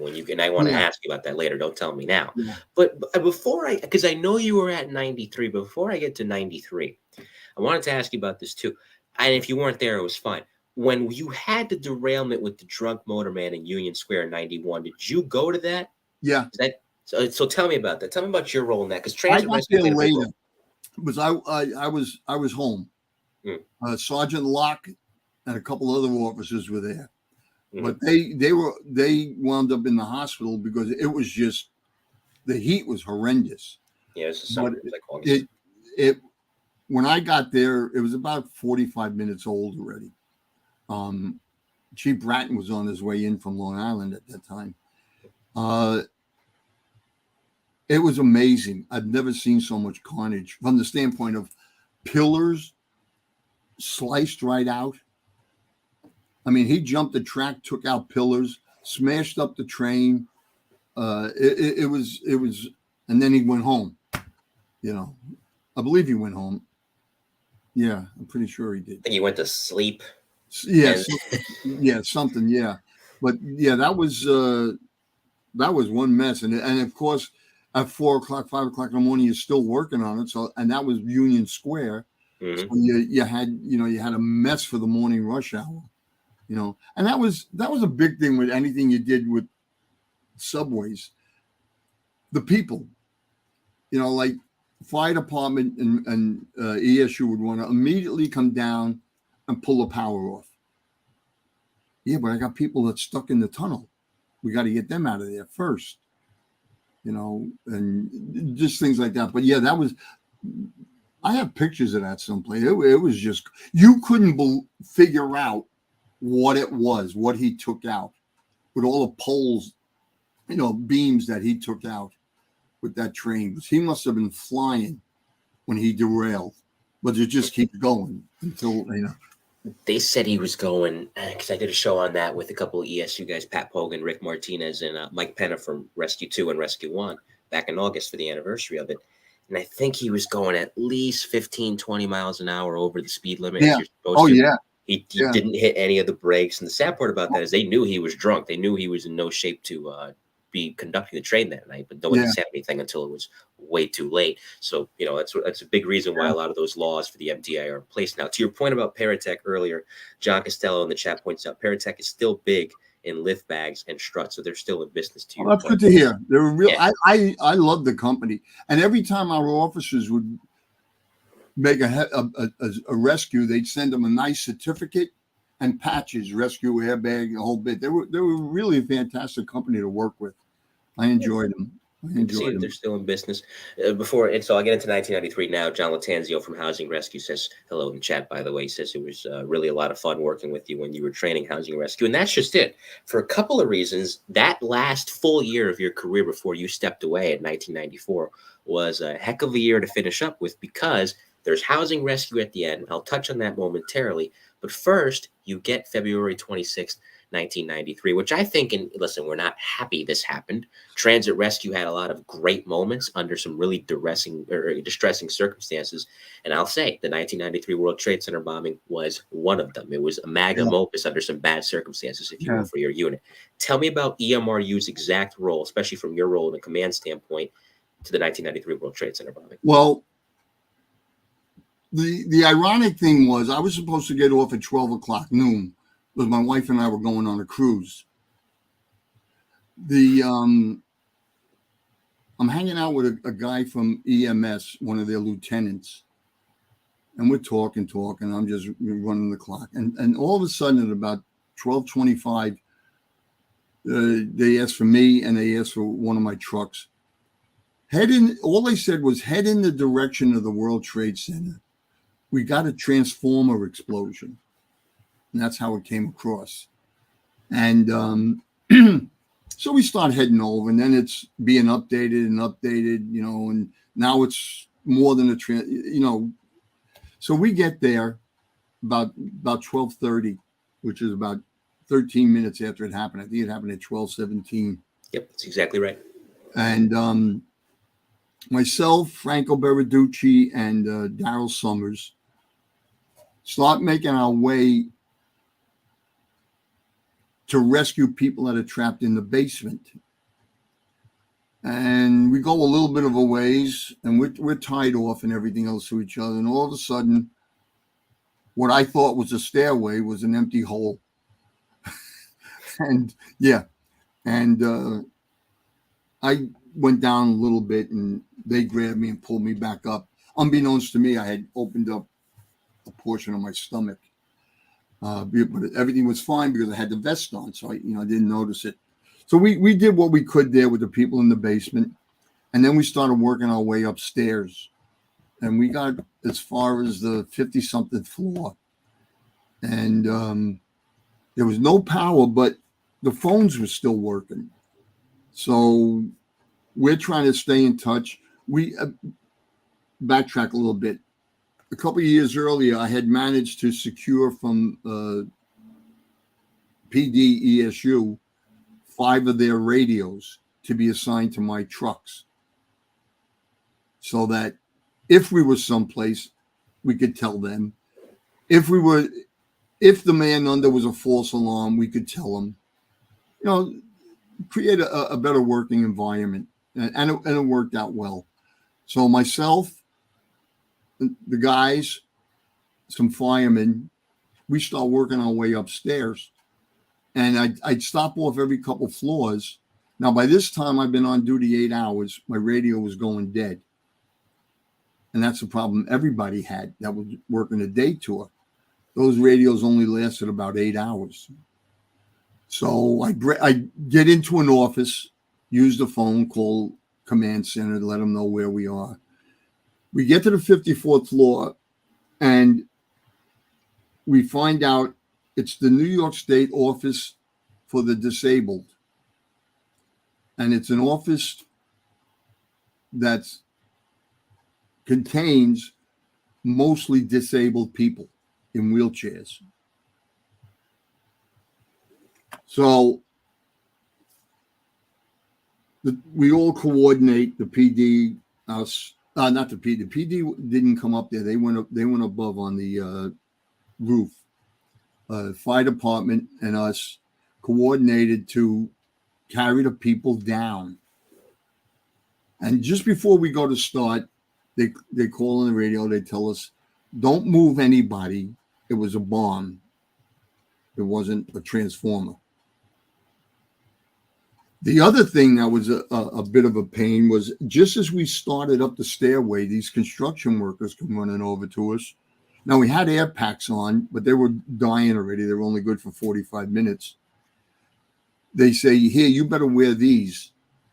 They're the big respirators with the tanks on the side of them. Yeah. I said, "Why?" He says, "We're taking out all this asbestos in the stairwell. It was full of asbestos." He says, "So you don't want to be walking around in here without that." Now, although it was February, it was snowing. You got your vest on. You got all this equipment on. You're carrying equipment. You got a mask on, and you're hiking up to the 50-something floor. So we get up there, and it's mostly people in wheelchairs. Before we start down, they tell us it wasn't a transformer, it was a bomb. Don't anybody move. Stay where you're at. Stay out of the stairwells and everything else. So now we sit there for quite a while.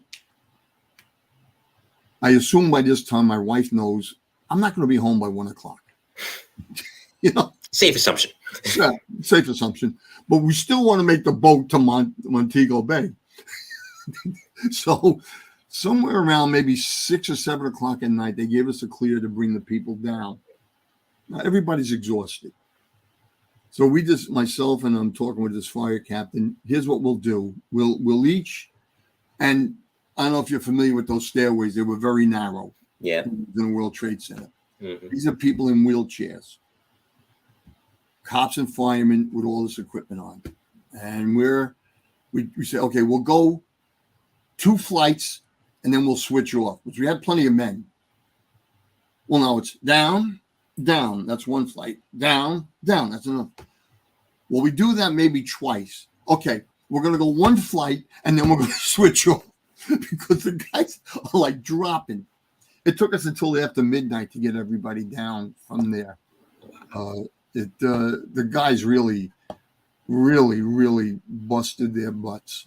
You know, it was, and nobody, you know, I can't do it or nothing else like that. It was all, you know, you were dead, physically exhausted when you made it down to the bottom.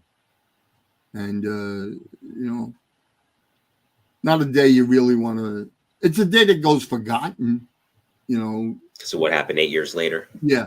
You know, the thing that annoyed me was when we did our debriefing, I said, you know, after the 23rd floor, the radios didn't work anymore because you're above the antennas. Oh, we'll have to do something about it. Well, of course, they never did anything about it because that's what everybody was complaining about with the two towers. After the 23rd floor, you had no communication. I think that was one of those things. Well, it happened once, so it'll never happen again. Mm-hmm. Happened again. It happened again. That particularly hurt the fire department at that operation 8 years later, because there's a lot of guys. The reason why, unfortunately, they didn't make it out is they never heard the evacuation. Nope. They never heard it. If they would have heard it, they probably would have made it. They were still going up. Mm-hmm. They were still going up when the building was coming down. Yeah. 343 of them. I think it was about 20-something from ESU and NYPD. 14 from ESU. 23 as a whole for the NYPD. 14 of them from emergency. I mean, Moira Smith, I'll never forget. I mean, I knew her as a patrol cop, the one female cop that died. Yep. And she went back in once or twice. She had gotten out, went back, and had gone back in. Truck going by. Sorry about that. Oh, okay. Friday night, New Haven. Okay. New Haven. Yep. And there you go. But, yeah, that was an interesting day. Franco and Daryl, they had me, got me back out. Daryl was funny because Daryl was a very soft-spoken man. You've spoken with him? Yeah, Navy guy. Yeah. You never heard a bad word out of his mouth. No. Now, me, as I'm falling, I managed to fit a lot of bad words in that couple seconds. And that was the joke. People would say to Dal, "What did Joe say?" Well, he uttered a profanity. That whole thing was profanity laced. Profanity laced rant by one Sergeant Joe Sede. And I remember Franco saying, and now I know you were there, of course, is, when we were going up, this is his words, we were dropping equipment because we were exhausted to where, 8 years later, he's down there as a member of Truck 4, and he's the chauffeur that day, which I think saved his life. And his colleague Steve Driscoll's getting ready to go into the South Tower, and Steve's trying to get all the equipment in the world to bring up with him. And he turns to Steve and he says, "Steve, I'm telling you, I was in there in '93. You can't bring everything. Just bring what you know you're going to need because you're going to get tired."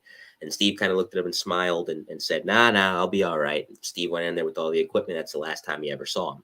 Yep. So you stamina at these, especially in these high-rise operations or any long-term operation, stamina is key. And I'm preaching to the choir when I say that. And we had Scott packs on, bulletproof vest, our winter coats, carrying a Halligan or something with us. The guys I felt sorry for, well, I felt sorry for my guys too, the firemen. Because they've got that bunker gear on, the heavy helmet, the air pack, and 50 feet of hose over their shoulder. Not fun. No. It's like, I mean, everybody had their cross to bear that day, and then they tell you, "Oh, yeah, we got this place is full of asbestos." Okay, so I'm going to survive this, but I'm going to die from lung cancer. It was really, fortunately, Chief Bratton was there. NYPD had a command center set up, and it was run professionally. The radio thing, nobody even knew about at the time, that the radios wouldn't work going up, after like 20 floors. That was a real, wrench in the works. So I was using the phones in offices, and if I broke into the office, I didn't break, smash anything, pick the lock or what have you, and I'd leave them a note with my shield number. I was in here and blah blah blah and this, that, and the other thing. That was because the phones were run by Norelco, and they weren't part of the communication systems within the building. Yeah, I know that because I was with AT&T when they were wiring it. Didn't they have Nextel Trade Center? Is it what? Was it Nextel that they had? Was that might have been the interior? Okay. but coming in, I believe, was Norelco. Okay. I know it wasn't AT&T. No. We always had arguments with, is it at the block, before the block, or after the block that the problem is? Just get somebody to fix it. You know, you're charging these people $10,000, $15,000 a month for this phone, and now you're arguing, is it here, or here? Get somebody out here and fix it. You know, and yeah. Yeah, that's it. Yeah. As somebody that's dealt with AT&T and other services over the years, I can confirm, and especially back then when people were carrying boom boxes for cell phones, you know, those Yeah. that's a workout. Who needs the gym? You know, you could just lift with those. Or you'd see them coming down 42nd Street, two of them with a boom box. I got the big monitor for my iMac, twice the size of that. Must have about 50 D-cell batteries in it, and they're bebopping along. Two guys carrying this thing. You know, it's like that was the old days. Oh yeah, you don't see those anymore. Yeah, that's why those guys were in such great shape, because you carry that long enough, you're going to build some cardio. The last thing, one of the last things that you did before you retired in January of '94, and this, like I said, it was a heck of a way to go out, because it was a great contribution. You've seen some of the guys tonight in the chat who are from Housing Rescue. They decided around the early '90s, you know what? We could probably use an ESU of our own as well. Now, they didn't call it that. They called it Emergency Rescue. And you played a big role in training them. NYPD Emergency Service didn't want to train them, so they took training from everywhere else. They trained with the bomb squad, they trained with the FDNY, and they trained with you guys. So as far as helping them get off the ground as well, and they weren't around too long, but you helped them nevertheless start up. They graduated October of 1993. They launched on December 31st of 1993. Tell me about that process of them coming to you and then helping them start their own ERU. It was late. It was around Christmas of '92. Young Inspector Ziegler, his name was. God, I remember names, but I can't remember what I had for dinner. But anyway, real nice young man. Called me up, and he asked me. He says, "I understand you do training with other departments." And I said, "Yeah, Inspector, blah blah blah." He says, "Can I meet with you?" So I went out to his office. I forget where it was. And we had a sit down, and he says, "We want to start our own emergency unit." He said, "Will you be willing to help us?" I said, "There's some caveats." I said, "But if I run it up the flagpole and the chief salutes it," I said, "Fine." I said, "It's going to involve me pulling some of my people off patrol. You know, I have to see how that's going to go. Rewriting the manuals, I'll need a couple weeks to do that. Rewriting manuals." And I said, "Publishing the manuals." I said, you can see the manual is probably 200 to 300 pages. At least, and this is not the only binder I have. There's multiple binders, so it's way more than that. And I got to do this for, I think it was about 30 guys. Jeez. I said, you're going to have to swallow that. You know, I said, I can't do that. And he, no problem. We'll go. And he contacted Chief O'Connor, and we ran it. We sat down and we did all the logistics and everything. And they came up with, I think it was about 30 officers that they wanted trained. And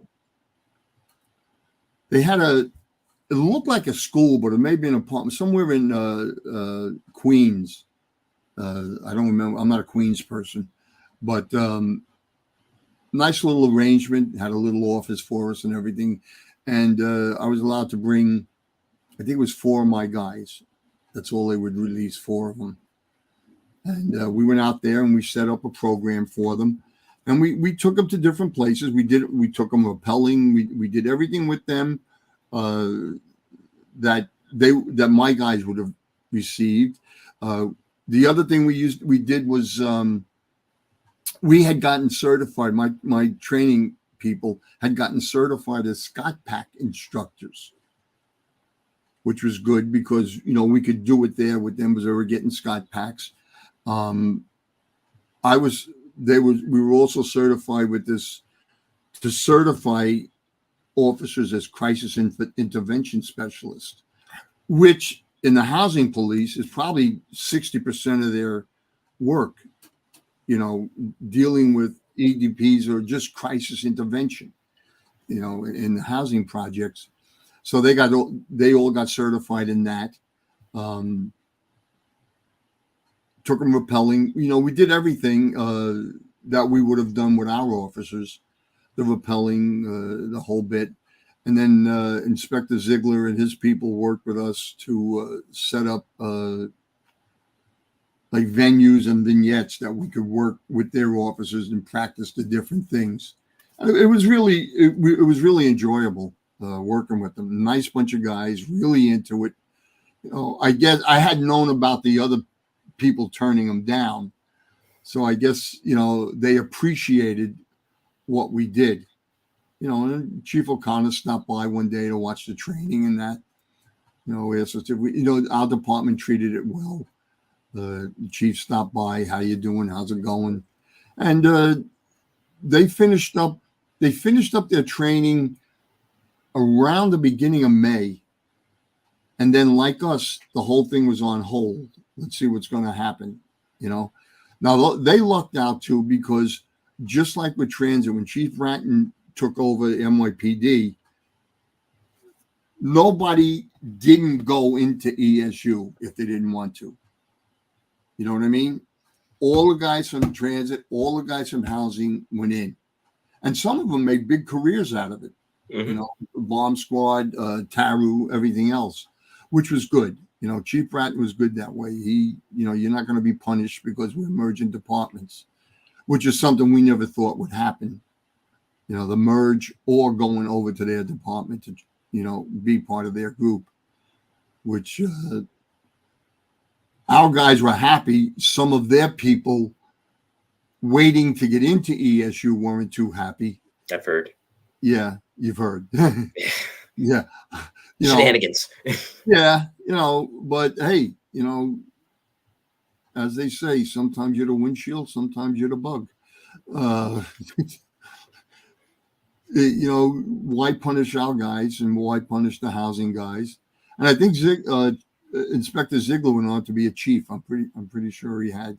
I'll have to find him because I'd like to get him on the show if he can come on and talk about that. Because as Carl Smith mentioned in the chat, one of the ESU interviews that I did, it was with James Shanahan actually, who was in the hostage negotiation team later on, but he was a housing cop for a long time. He said Ziegler was a champion of the rescue unit. He loved the idea of having a rescue unit, and it wasn't around as its own independent standalone for too long. It was around 8 months before they were on loan.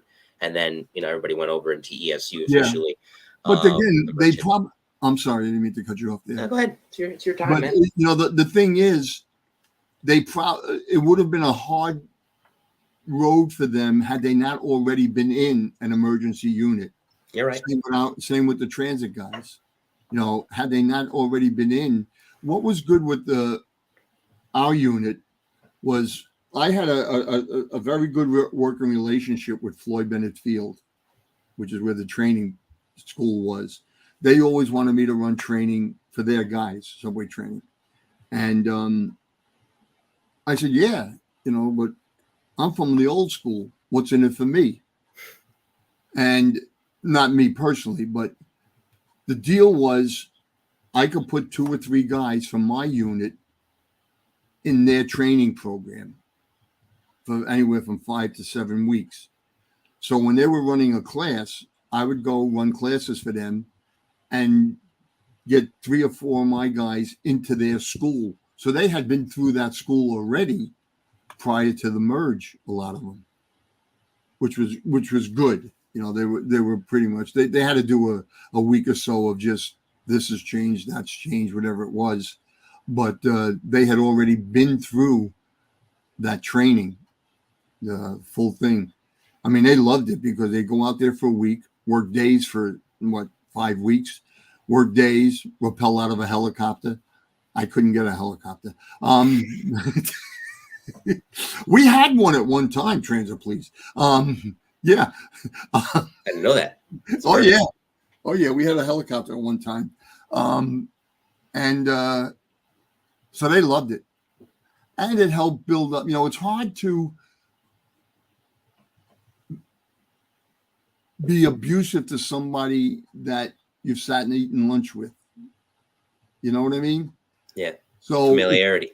It kind of creates a bond, a good one or a bad one. It doesn't matter, but it creates a bond. That's and it worked out good. All the guys got over there, and I'm happy for them. When I heard that, and the same with the housing guys. They were a real nice bunch of guys. They were funny. I told you about the thing where we treat somebody bad in the psychological training thing. Yep. Well, I did it with them. But I treated Franco Meriducci bad. And their boss was all upset. How could, and I thought, okay, class, go outside. And their big thing was, you two were just, your life was, how could you be like this? I said, it wasn't real. But it sure made you think, didn't it? They were a great bunch of guys. And the people I worked with, you couldn't have asked for better people. I mean, I never had, that I can remember, a slacker. Never. In our unit, there was never a slacker. Some guys were over energetic, but that's another story. You'd rather have that, though, right? Oh, yeah. You can always temper that. You need to calm down. But never had to. Where were you? What didn't you do? Why? How come you did that? There was never any of that. There was always high energy, dedication, skipping meals, whatever it was. That's how dedicated they were. Yeah, that sums it up perfectly. And, I'll say, and some of these guys are still going strong. Steph's still going strong, of course. He's the last of the housing rescue guys. Before I get to your retirement in 94 in the rapid fire, I imagine you felt like a proud papa because look at it this way. After a while, John Bushing towards the end of his career and Anita Rosado towards the end of her career, they were the lead instructors down at Floyd Bennett Field. 2 former transit EMRU cops were among those teaching the next generation of ESU cops at Floyd Bennett. So I imagine, that makes you feel like a real proud papa because you saw them come into the unit, you saw them grow, and look what ended up happening. John was always extremely laid back. Anita said what she wanted to say. Oh, yeah. That doesn't shock me. Yeah. But John, but she was another one. I got pictures of her and I rappelling off the side of an airplane hangar. Her and I doing that. But John was a person that, how can I say it? He never realized he was there. He just did, and that was it. Moved along. That sums him up perfectly. Yeah, an easygoing guy, did his job. John, why didn't you tell me you did that? So what? No big deal. Yes, it was a big deal, John. Good man to work with. And I knew him out in Rockville Center. Yep. Because every once in a while we had to, they'd have a party, so we'd cover their house and this, that, and the other thing. Yeah. Good man. Great guy, amongst many that worked in the unit. And like I said, before I get to the concluding segment, so 1994, by this point, you got about 21 years. And it feels like from what you're saying, you still had a lot to give. This was right before the merger. So tell me, why in January of 94 did you decide to walk away? Was there a point in time where you said, you know what, this has been a heck of a run, but I think I should move on to something else? It was a combination of things.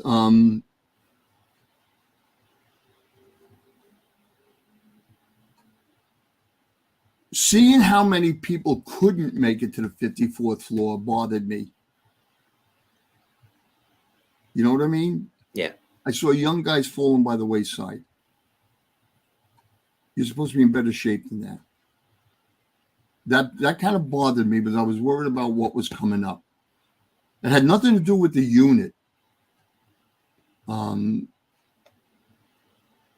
Things were changing. Overall, I had finished my master's. I was working on a second master's. I was out for a few weeks with the stomach. They had to operate on my stomach and put all the guts back inside and everything. And, my wife's saying to me, why don't you retire? We'll get by, and this, that, and the other thing. And I thought about it, and I was at school one day, and I'm talking to the dean, and he says, so when are you going to retire? I got a job waiting here for you. And let's say suit and tie, 10 miles from home, days, weekends off. I'll go for that. Like I said, I was working on my second master's, and going there would let me do it for free, being that I was faculty, as opposed to $700 of credit. So there was economics involved. Makes a difference. Yeah. It was expensive. And, it just felt right to go. It bothered me for a long time. It bothered me for a real long time. I had mixed emotions about 9/11. I would have been there. What would I have done? That's where would I have been when it happened? I don't know. You know what I mean? Upstairs, downstairs, maybe it would be my day, or I don't know. But so that I always thought a lot about it. And one of the ESU officers that I worked with, still very, very good friends. He lives right near me. We talk about it. He has guilt sometimes that he wasn't there. You weren't supposed to be, And so I decided to go into education, and I taught at CW Post for a couple of years. My wife and I moved back to Pennsylvania, where I was from. I became an assistant principal. Did that for a few years. Decided I liked the classroom better than administrative. I thought supervising cops was bad. Nah, not compared to teachers. So I said, you know what? I'll go back in the classroom. And I taught math for 25 years. Nice. So you gave back. I love that. You gave back in a different way. You gave back as a cop. You gave back as a teacher. The ironic thing about being a math teacher, I was a high school dropout.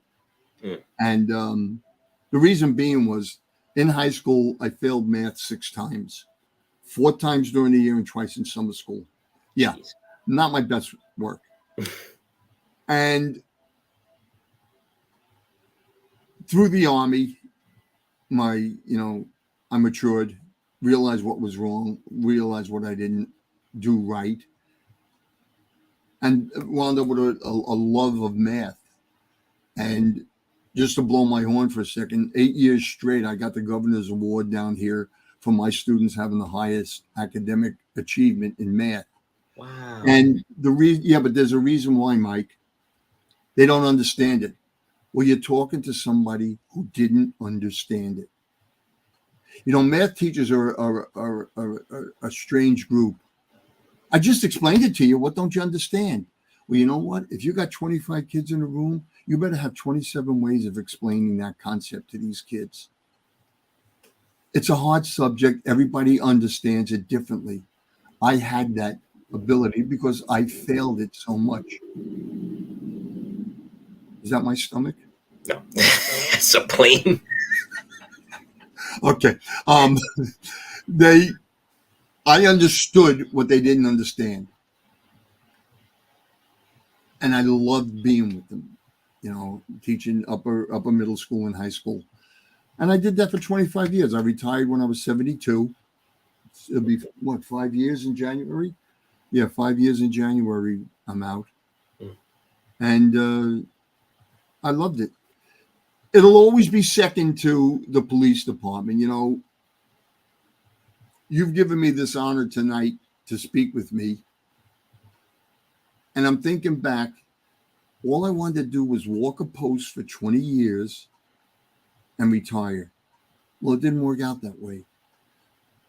I accomplished things. People have spoken nicely about me, you know. So it's been a great ride, you know, and I loved every minute of it. Teaching will always be second to it. But, you know, it's the kind of thing you can't get out of your stomach, being a police officer. You know, I see a car accident, I run to it. You know, let me see if I can help. It's still there. It'll always be there, you know. But it's been a great ride. And I can't believe I'm out 30 years. My wife says to me, "You're out longer than you were in." That's right. And I'm like, it doesn't feel like that. And when I get together with guys, hey, remember the time, you know, I had dinner tonight with four other guys that we all worked together in the 70s, and we have dinner every Friday night together. And we still tell the same stories, the funny ones, you know, you still tell them. Oh, yeah, remember so? Oh, yeah, I remember him. You know, that kind of stuff. And I have no regrets about having been a police officer, although it's never on my list of things to do. And it opened up what became, you know, and I borrow this line all the time from the Steppenwolf song, and as Chief John Norman, retired FDNY, told me on this show, Magic Carpet Ride. Right? Yeah, yeah. 21 years helping form a rescue. And like I said in the promo for the show and said when I was introducing you, it's not just what EMRU accomplished. It's what it's still accomplishing all these years later. A lot of those tactics you know, that you guys formulated are still being taught at Floyd Bennett. All the guys that worked in you that went on to have great careers in ESU. Here we are almost 50 years later, Joe. Well, one of the things I had wanted to make clear to you was why that medical term was put into that name, because the unit would not have been allowed to exist as an emergency service unit. We have one. There will not be another one. Okay, well, this is a medical unit.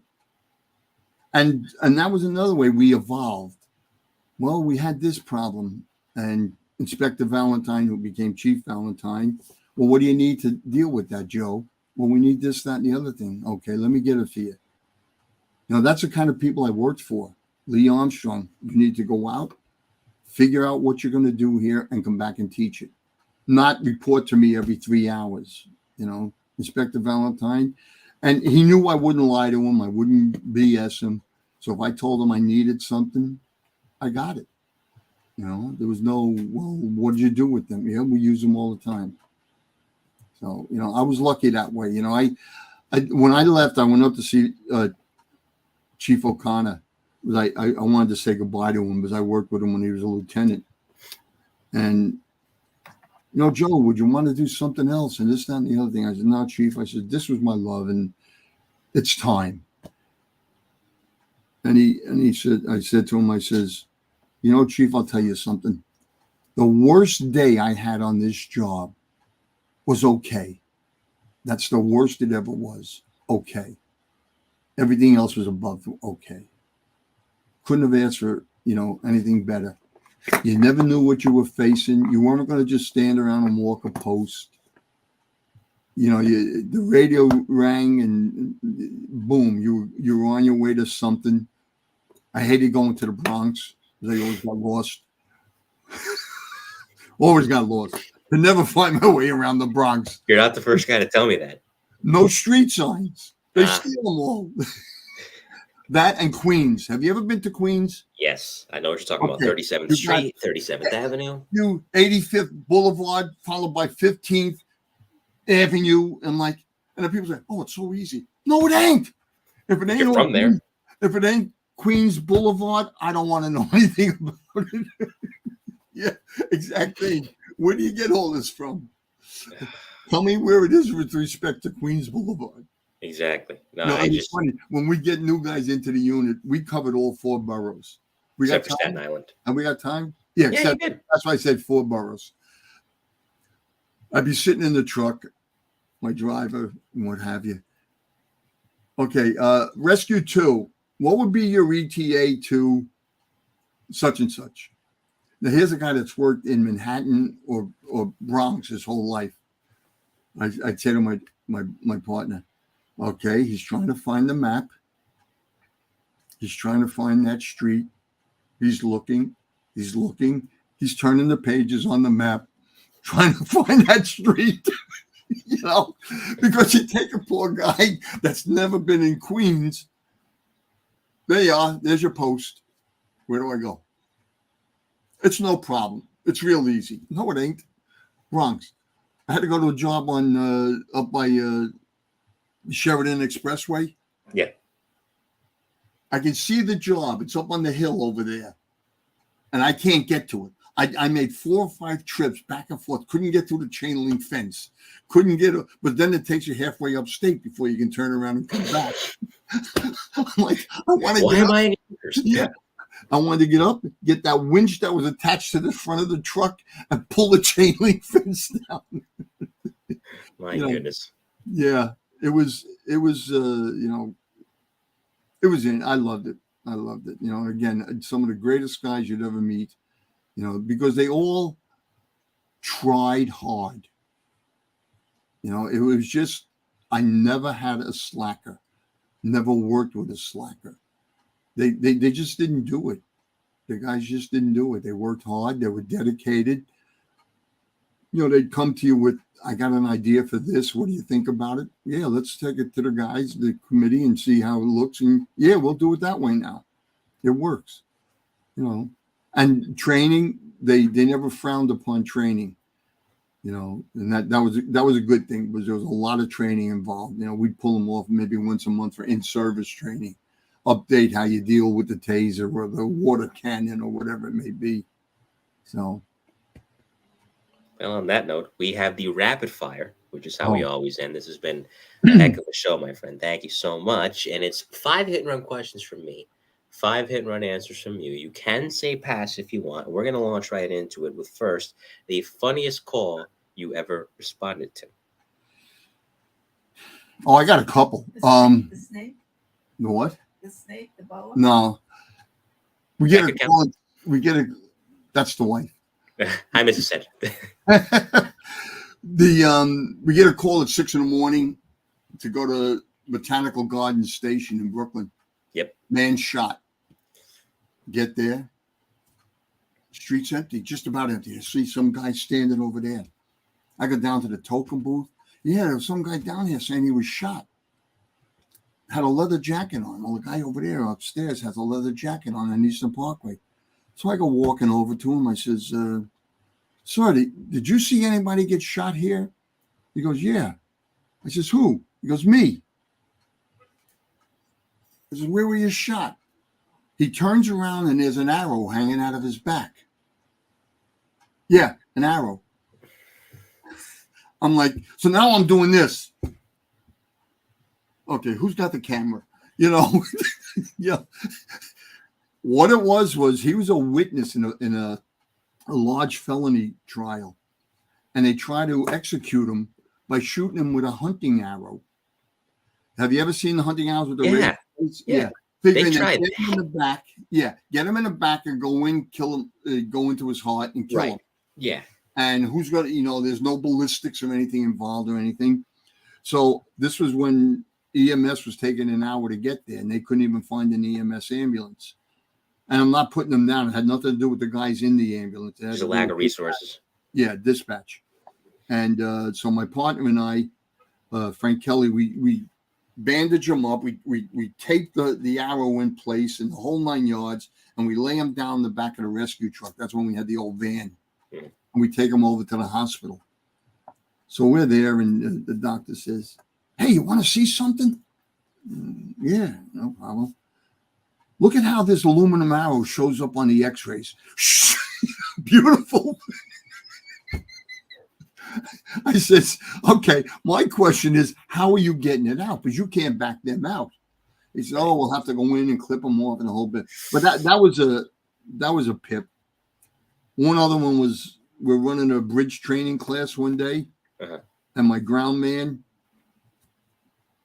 I'm coming down. The guys are coming down behind me. My ground man says to me, Joe, we got a man in the water. 1, 2, 3, 4, 5, 6. I got all of them. So I get down. He already notified Central Dispatch. The guy walked over to him, said, "What are they doing up there?" He said, "Oh, they're training to get down people that want to jump." I says, "Yeah, and what happened?" He says, "He walked out on the bridge and jumped."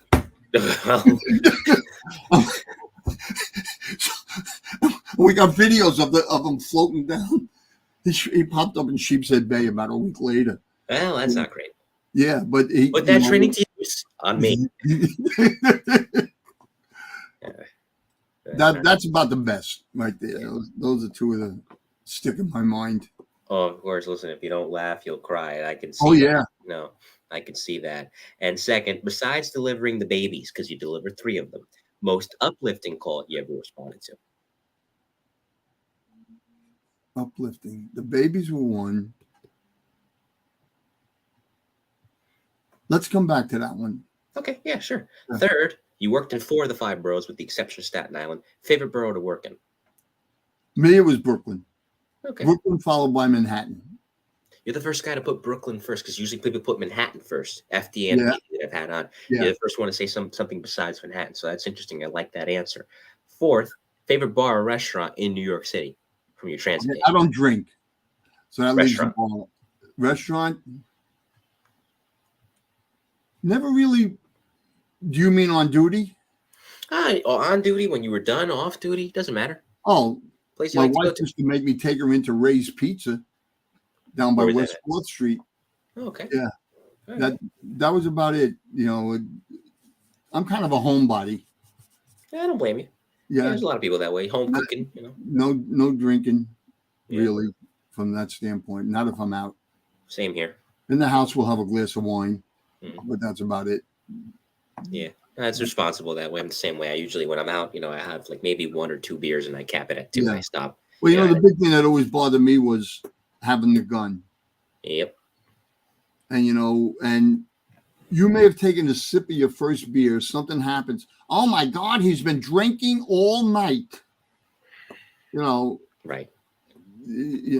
I took a sip of one beer. Then you got to deal with that stuff. Better to avoid it if you can. Yeah. Yeah, Yeah. that's a good way. That's a disciplined way to look at it. That's why you were a sergeant. Fifth and finally, and we'll come back to that other question. If you can give advice to a brand new cop, especially a cop that's been assigned at these days NYPD transit, or even a new emergency service cop, what advice would you give them? Think for yourself. Don't follow the crowd. A lot of guys get themselves in trouble because they want to be one of the guys. In emergency service, we didn't have corruption. We didn't have to worry about that, But out on the street, your partner does something, you're going to jail too. And think for yourself, be your own person. Is this right? I used to say that I'll put my life on the line, but I won't put my pension on the line. Because you work 20 years, I got 30 years of pension under my belt. Never put it in jeopardy. It's not worth putting it in jeopardy. Getting jammed up over something that your partner did or what have you. Be your own person. And I used to say, look at getting promoted, but that the whole job is taking a different slant. You may not want to be a boss. The first sergeant test that I was eligible for, I didn't even want to do it because I loved being in the ESU and I knew I was going to leave if I got promoted. The second test, I said, I'll do it. I'll go. I'll just live with the fact that, I had 4 or 5 good years and that was it. But your promotion, you get promoted, that increases your pension. And that's what it's all about, a pension. Yeah. I look at people that around where I live, they can't afford their medicines or what have you. And I'm like, we need a new medicine, go get the medicine, whatever it is, don't put your pension on the line, especially for an idiot. And that's what I'd say to new guys, be careful. Don't be, the old choir practice thing and all this other stuff. Be your own person. If you're a homebody, go home. You want to have a beer? Have it at home. Because too many of these guys get jammed up being one of the guys. You know. I like that. Yeah. That's smart. It's a good perspective. Yeah. Well, this has been a fabulous show. Thank you so much. Don't sign off yet. We're going to say our goodbyes off the air. We'll talk off the air. But before I say goodbye to the audience, any shout outs to anyone or anything you'd like to give, my friend? I loved every minute of it. I think you can tell that, you know, it just, I'm sitting here and I'm just, yeah, I remember that, you know, delivering the babies and you know, saving people that were trapped under trains or something like that. You know, it's just being asked to train other officers. From a guy who just wanted to walk patrol to, would you run classes for our officers? Yeah. You know, that's, I look back and I, like you say, I can go slide into St. Peter saying, whoa, what a ride. Loved every minute of it. And I thank the guys I worked with. Some awesome guys, great to work with, dedicated. You know, I couldn't have asked for better people to work with. And Amen. bosses. I had some good bosses, some very good bosses. Oh, yeah. This has been fabulous. I'm glad I found you, heard a lot about you, like I said, and finally we were able to connect. And thank you for delivering such a great episode. Like I said, stick around. We will say our goodbyes off the air while I say goodbye to the audience. And as always, guys, for those of you that tuned in tonight via YouTube, LinkedIn, or Twitter, I appreciate it. You know, I always appreciate the support of the show. Coming up next on the Mike the New Haven podcast, it's up in the air. So, you know, if in case it doesn't come to fruition, I'll try to go to a backup guest. But it should be Howard Blank, who's a retired detective on the Taru unit of the NYPD. So hopefully Howard's able to come through. If not, though, we'll try to pivot and see if we can find somebody else. But hopefully we'll get Howard on the show this Tuesday. And next Friday for another volume of The Beat, Profiles of Police Nationwide. He was the former Chicago Police Chief of Detectives, had a very distinguished career in the Windy City. And that will be Mr. Eugene Roy, who will join me for, like I said, another volume of The Beat. In the meantime, on behalf of Sergeant Joe Sede of the New York City Transit Police Emergency Medical Rescue Unit, I'm Mike Colón. This has been Volume 35 of the E-Men inside the NYPD's Emergency Service Unit. We will see you next time. Have a great weekend. Be safe. And as the E-Men like to say, anytime, baby. Take care.